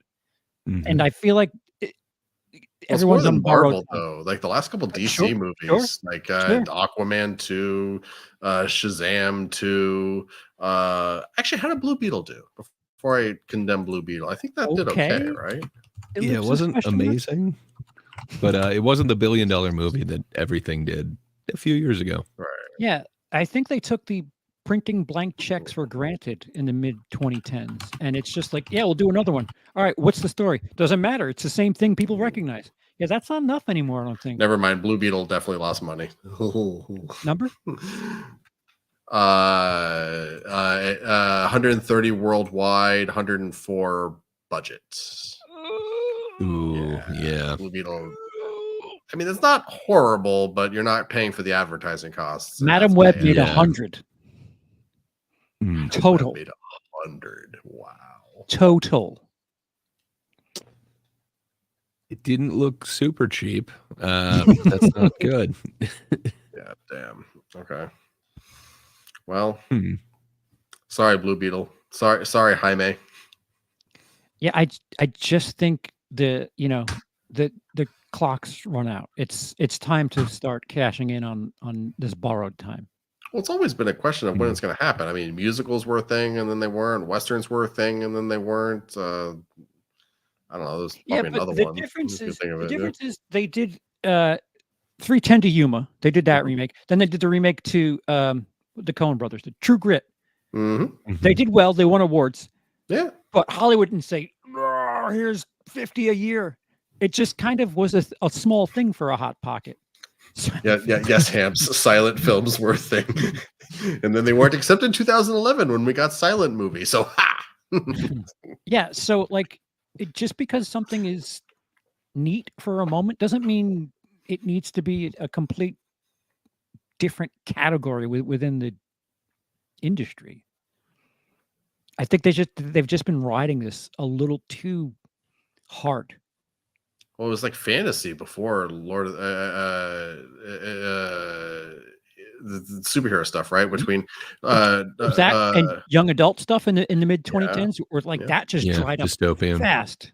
Yeah, that was a quick flash in the pan. Get out, pump and dump. Yeah. Yeah, Man, a lot of authors were like, "Oh, people are really into my dystopian thing about people being separated into different groups." Oh no, no one liked it. It was just a flash. I'm gonna make the fourth one 6 parts. Oh, yeah, I'm only getting 2. Never mind. But I don't know, unless me, who's just done with comic property, unless I'm somehow wowed by this movie, I don't know how this thing is doing $100 million. I'm just sorry. Curiosity, have you watched Invincible? How do you feel about like superhero series? Because Invincible is quite good. I've heard. Yeah, I absolutely love it. They made a bunch of changes from the comics, but they're kind of fun changes. I dig it. It's one of my favorite superhero properties of all time. I've not read the comics, but I am loving the hell out of the streaming series, and season 3 is coming up soon, so I'm excited for that. Yeah, I am too. And The Boys. Yeah, no, Adam. Yeah, no, The Boys. The Boys is my shit. I don't really know where season 5 is going to go, but you know what? Whatever. Let's just do it.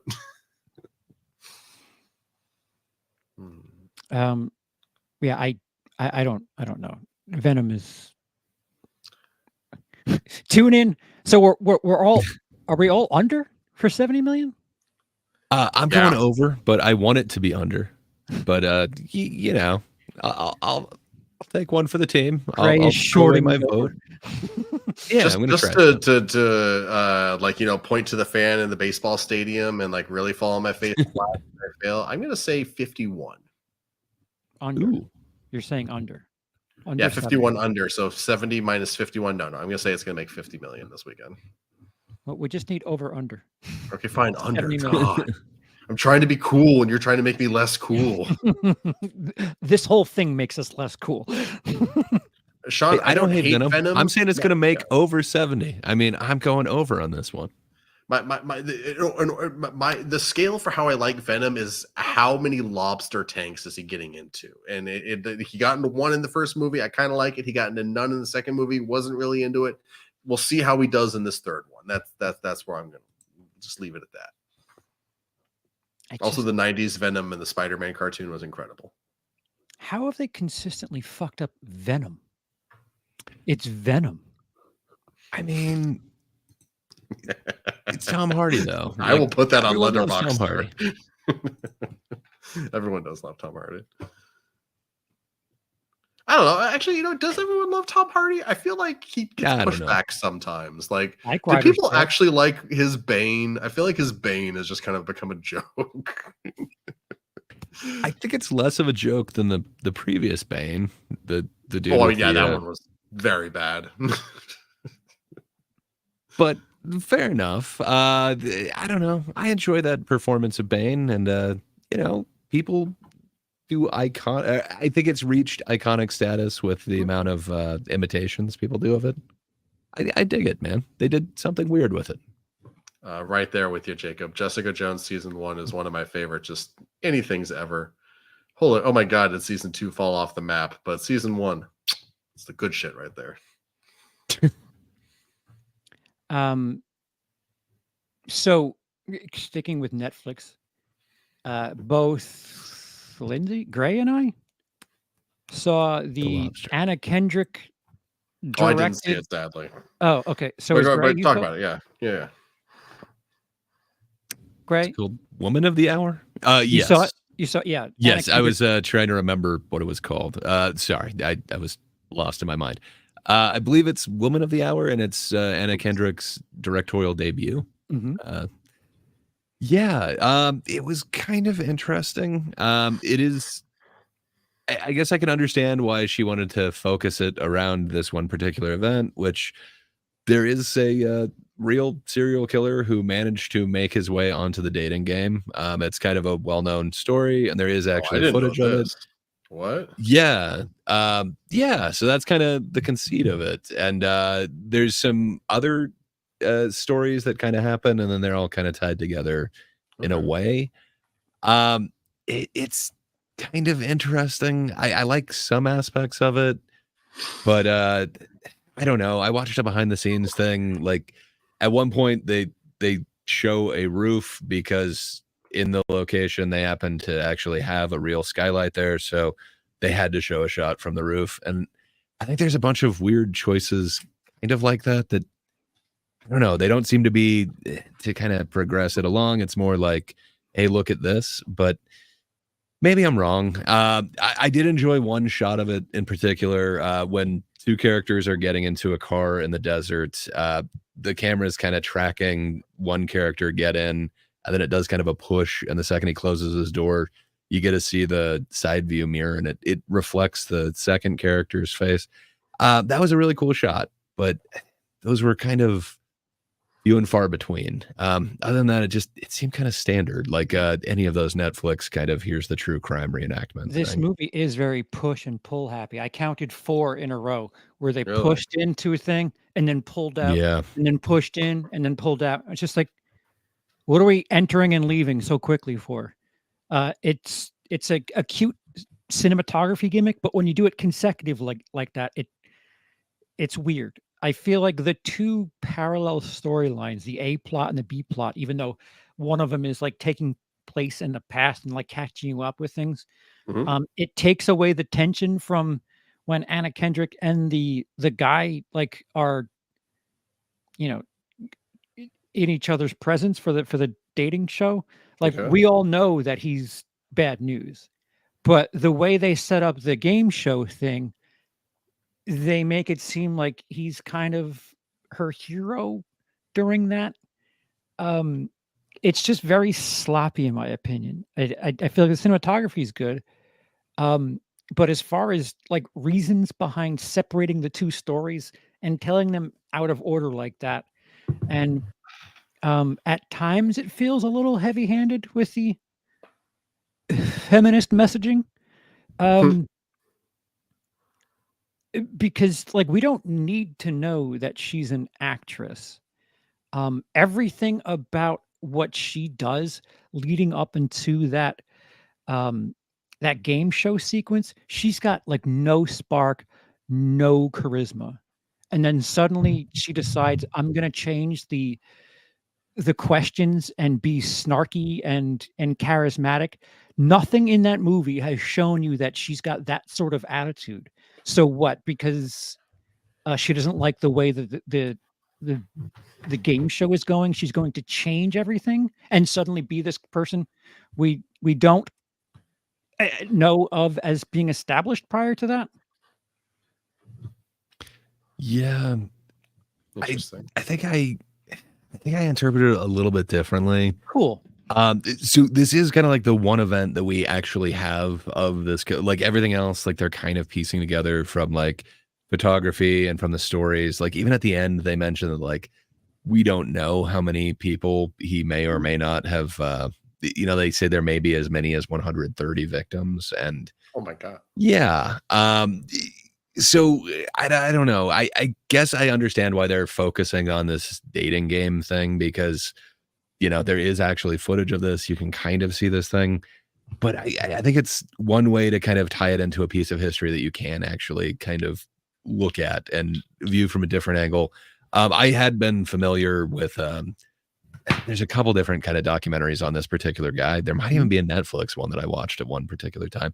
But I know if you Google it or just search it on YouTube right now, you can find that actual dating game episode, which is kind of crazy. So I guess I understand why they want to focus on that one particular time, but I forget his name. Is it Alcara or something like that? Now I'm blanking on his name. Yeah, Alcara or yes. What's the resolution to their relationship? Well, so we don't know at what time period this is taking place. Like if it is the future, if it is the past, like we don't know in the stories that it's telling us, like which place it lands until they kind of cement that in when everything kind of comes together at the end. So you're right. Like we don't know the resolution until it kind of gets there, and it kind of is weaving in and out of the stories. I don't mind that as much, but yeah, I kind of get what you're saying. That Anna Kendrick's character is irrelevant to his story. She is. The movie closes with someone else. The most documented interaction we have of this guy. Great. Like, all right, so let's just see that for an hour and a half. Why are you showing me these things that like this hippie from here and this thing from a different state and the time he was at NYU? Like, I wanted to like it. I really did. I just felt like it was trying very hard to be modern with messaging while like contradicting itself in the movie. Interesting. It didn't seem to be the subtlest with a lot of the messaging. Right. But I mean, it is her first film. I would say that I have enjoyed this more than a lot of firsts from a lot of different, sure. I don't know, debuts in the directing. And you're right. Like it does seem to be a lot of push-ins, but man, there's a couple times where it really worked for me. Like specifically that one shot that I'm thinking of when the two characters are getting in the car in the desert. I'll get it printed and put in a frame for you, and that's the thank you. That's the good thing from the movie. You can that's one shot that I'm going to remember from this movie. But I got to be honest, the rest of it kind of seems like an adequate kind of portrayal of, I don't know, one of these reenactment things. You're more bothered by the fact that it's not true to this story, is what you're saying, because you know what happened. Some parts of it are a little changed, but not not a ton. It's just like we don't know what the interaction was between like any of these unfortunate women and this guy. So it's kind of making them up. Like we have an idea because there are some pictures, but so I don't know. I think why it's really focusing on the Anna Kendrick part, the dating game part, is because, you know, we do actually have some sort of record of that. So that is what you could kind of get into. That's why they want to really show off, here's her backstory, here's what she was doing. But you're right. If we're saying it's like a biography or a biopic of, I think it's Rodney Alcala, excuse me. If we're saying that it's his biopic, yeah, she is irrelevant to it. She's but a blip in the giant tapestry.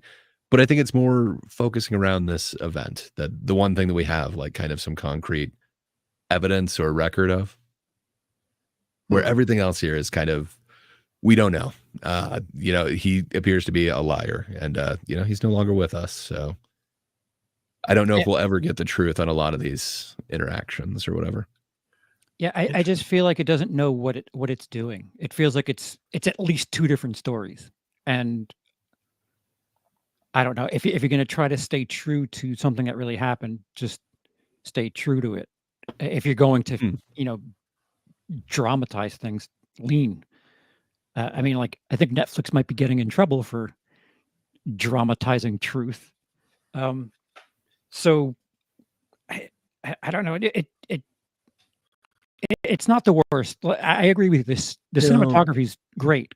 Would you watch another Anna Kendrick movie after having seen this? Sure. Like, would you consider it, like, would you be excited to see another Anna Kendrick movie, or would you be indifferent? Would you be nervous? Like how would you? No, I'd be excited. I think she can definitely step it up from here. But it looks like the chat, Jacob saying that we're kind of imposing things on this, that it's not about Alcala, it's about her. So it's really kind of her story. I think I'd agree with that for some part. She does seem to be like the main part of it, but there's times where we're just seeing interactions that don't have anything to do with her. So I don't know. It's kind of the weaving of the two of their stories. And kind of the one thing that we do have in cement is they were together at this point. We have record of it. Right. To forget the things they show us of him, which is quite a bit in that movie. She's an actress. She's not a very good actress. She's not willing to do nudes. So she doesn't like the whole casting couch thing. So she decides to do this game show thing. She meets a guy who's better than the other two because he's kind of matching her, mocking the whole flirty game show thing. And then she finds out he's kind of creepy, and then they part ways. That's the story that we want of her from the. Guess so, but you're kind of learning more about each character, and I got to say he does come off very creepy. Sure, a good way. Sure, I just don't like. Is he believable as like someone to be interested in, or is he just creepy? Well, it's I think so. A blind match game type thing, right. Where like you're behind a wall, like he's just giving her the answers that are correct. Okay. Like, because it's one of those like old school 70s, 80s like dating games where it's like, if I were cake, what would you do? Oh, I'd eat you and put a cherry on. Like, you know, stupid like. I'd eat you. What does that mean? What are you putting the cherry? You just ate her. Where's the cherry going? You know, just like dumb euphemisms, like those things. Fair enough. But there were some fun bits. Did you laugh at all? Like, I know I busted out laughing when there's one part. So Jacob's saying like we don't know that she's a bad actress, so she does go in for one audition. The reveal that she's standing right next to these two guys just tearing her apart, like that just. Man, like that got me to bust out laughing. I wasn't expecting that. Perhaps it's just, you know, in the moment. But I thought that was kind of hilarious. I don't know if you've had fun auditions like that where they're just cruel for no reason to your face. It's kind of fun. It brought me back. So I think there's little moments like that are kind of fun. But yeah, I guess that is one thing that leads her to the point where they do end up intersecting at that one moment. The casting couch thing, Jacob, when she's talking to the makeup artists and the other females that work in that industry, they agree with her and they say, I forgot what the line was. It was, I say the thing that keeps me the job. So that was the inference that it's very casting couch-y. So there was a question about doing nudity or something, and she was like, no. And then they called someone else back, and she was like perked up like, oh, and they just called the next person. Well, just showed how out of it they were. So they didn't even realize that that was the name that they'd already called. So I don't know, that whole casting thing, like I dug that scene, but I don't know. I've had some really bad kind of audition experiences, if you will. Oh, yeah. Have you been on the casting couch? No couches were involved, but man, they didn't even give you a couch. You got a clipboard. You could be real cruel. Sorry. I think the weirdest thing I ever got asked to do in an audition was give me the animal that you like, the interpretive animal. It's just like, wait, really? This is like the joke. Like, oh, you actually want? I don't know. I guess I'm a mouse. It was odd. Auditioning is a very weird thing. It is. But I do want to see this movie for the record. It sounds fascinating, especially based on real. That's the thing. I gave up Netflix because I guess I need to get it back. Does your uncle have it? Because you can just go watch his. That's true. I just kick at his door and be like, "Yo, uncle, I'm watching. I'm watching some Netflix." I'll see if my uncle could let me borrow his password for you to watch it. Hell yeah, I appreciate that. They do allow so many devices. You know, it's good. 2, 5, 12. I don't know. For years, I was paying for like my mom, my brother, and like a friend of mine. It's just like, wait, how much is it? 22? Oh, that's fine. I'm covering for so many people. 24? Whatever. I'm paying it forward. Yeah, 57? Yeah, whatever. Well, I never got that high. But I fucking ate my spine. It's kind of along those lines. I saw the Prime comedy. Brothers, the Josh Brolin. Now I'm forgetting. Bad Hands, bad. The greatest actor of our time, Dinklage as well, and then now I'm blanking on who the mother was. So I actually saw Dinklage in an interview saying that like he wanted to make a classic kind of what would you call that, like buddy duo movie, comedy, like 48 Hours or Midnight Run.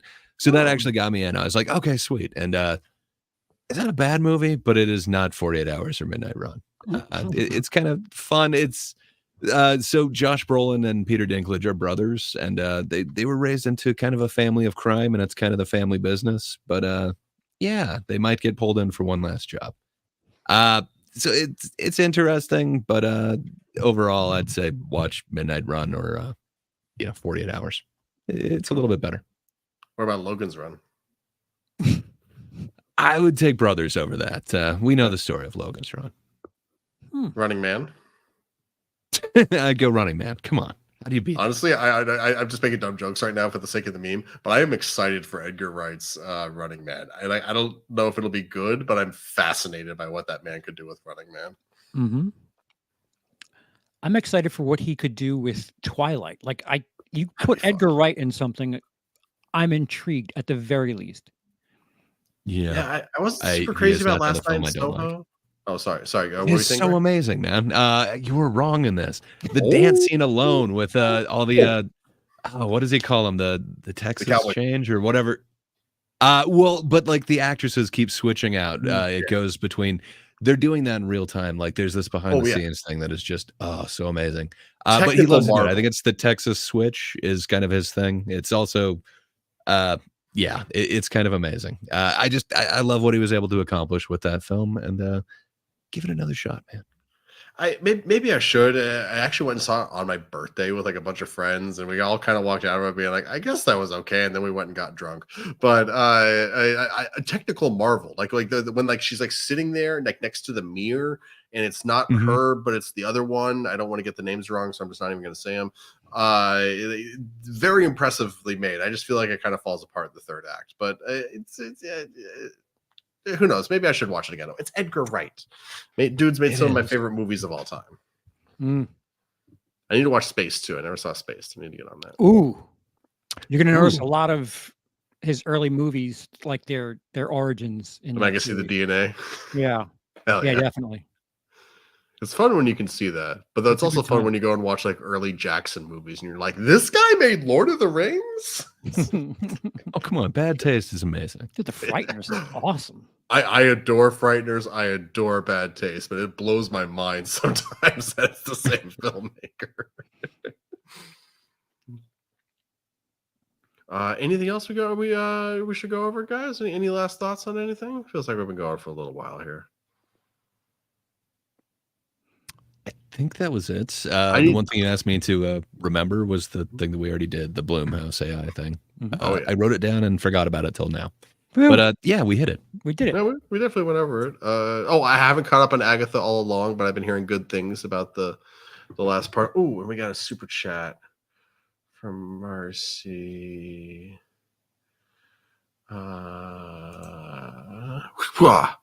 I'm back, guys. I was just cooking me a steak. I'm gonna judge if it's a good steak. A mistake. A mistake. Yeah. Well, no. Good. Hell yeah, Mercy. No steak is a mistake. I hope it was delicious. Amazing. Thank you for paying for that joke. Drop us your recipe for steak down in the chat, though.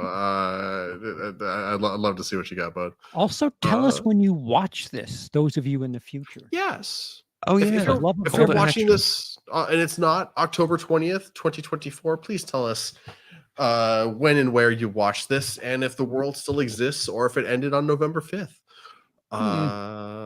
Charles, you got anything coming up on your channel, buddy? No, the 31 has all been seen. Now I go into the editing bay. Actually, I got to film first, then I'll go in the editing bay. But yeah, it's head down until the 31st for me. Woo. What about you, Mr. Gray? Yeah, so I do still have this video that was requested of me to explain why I don't hate this movie that everyone hates, Joker Folie à Deux. So I am doing that, but I've seen so much more criticism on this movie, and it's taking a little bit longer to kind of gather all of it. Okay. So yeah, soon, real soon. If you come over to my channel, you'll probably see it. But if you just can't get enough of us, every Thursday on That Darn Kidda's channel, there is The Thinkers. It's a group of people from like 3 or more different continents who all get together and disagree about everything in a somewhat amicable way. I have no idea what we're thinking about this week. Last week we did the co-stream, and it was a movie think. So I'm assuming it's going to be a little bit different this time. But hey, if you dug that and the people that were involved, it's going to be the same people doing more of the same and disagreeing about everything. So come join us on YouTube at That Darn Kidda. Every Thursday. Have a think. That's about all I got going on. Lindsay, what do you have going on, sir? Oh, that's still my favorite plug on the internet right there. I've been on the show. It's a lot of fun, and I've watched the show. It's a lot of fun, guys. Definitely check it out. Get some thinking going on. I personally, on my channel, I am doing daily uploads right now, but it's not the daily uploads I intended, because YouTube said 3-minute shorts are coming, and then they didn't. But I'm making it work. I'm still finding things to put out every day, including edited chunks of this show. If there was a certain part of this show that you thought was interesting and you want to listen to again, or you didn't get to listen to the whole thing, there'll be little clips going up. Take your time listening when you want. Tell us down below too. Yes, tell us down below if you watched those or if you didn't watch those. Let's get some learning and some thinking going on here. But other than that, I'm also probably going back to LA this week, so this background might be different, and we may or may not be seeing puppies again. We'll see. I know there's no puppies tonight. I apologize for that, guys. Switching backgrounds. I know, right? It's the fall season. Oh, and yes, Mr. Adam, I am definitely going to be going and diving into some lobster tanks after this. So, oh yeah, watch out, fancy restaurants in Cotati, California. Right on. But yeah, no. Last word for Mr. Gray. What you got, buddy? Slow wave.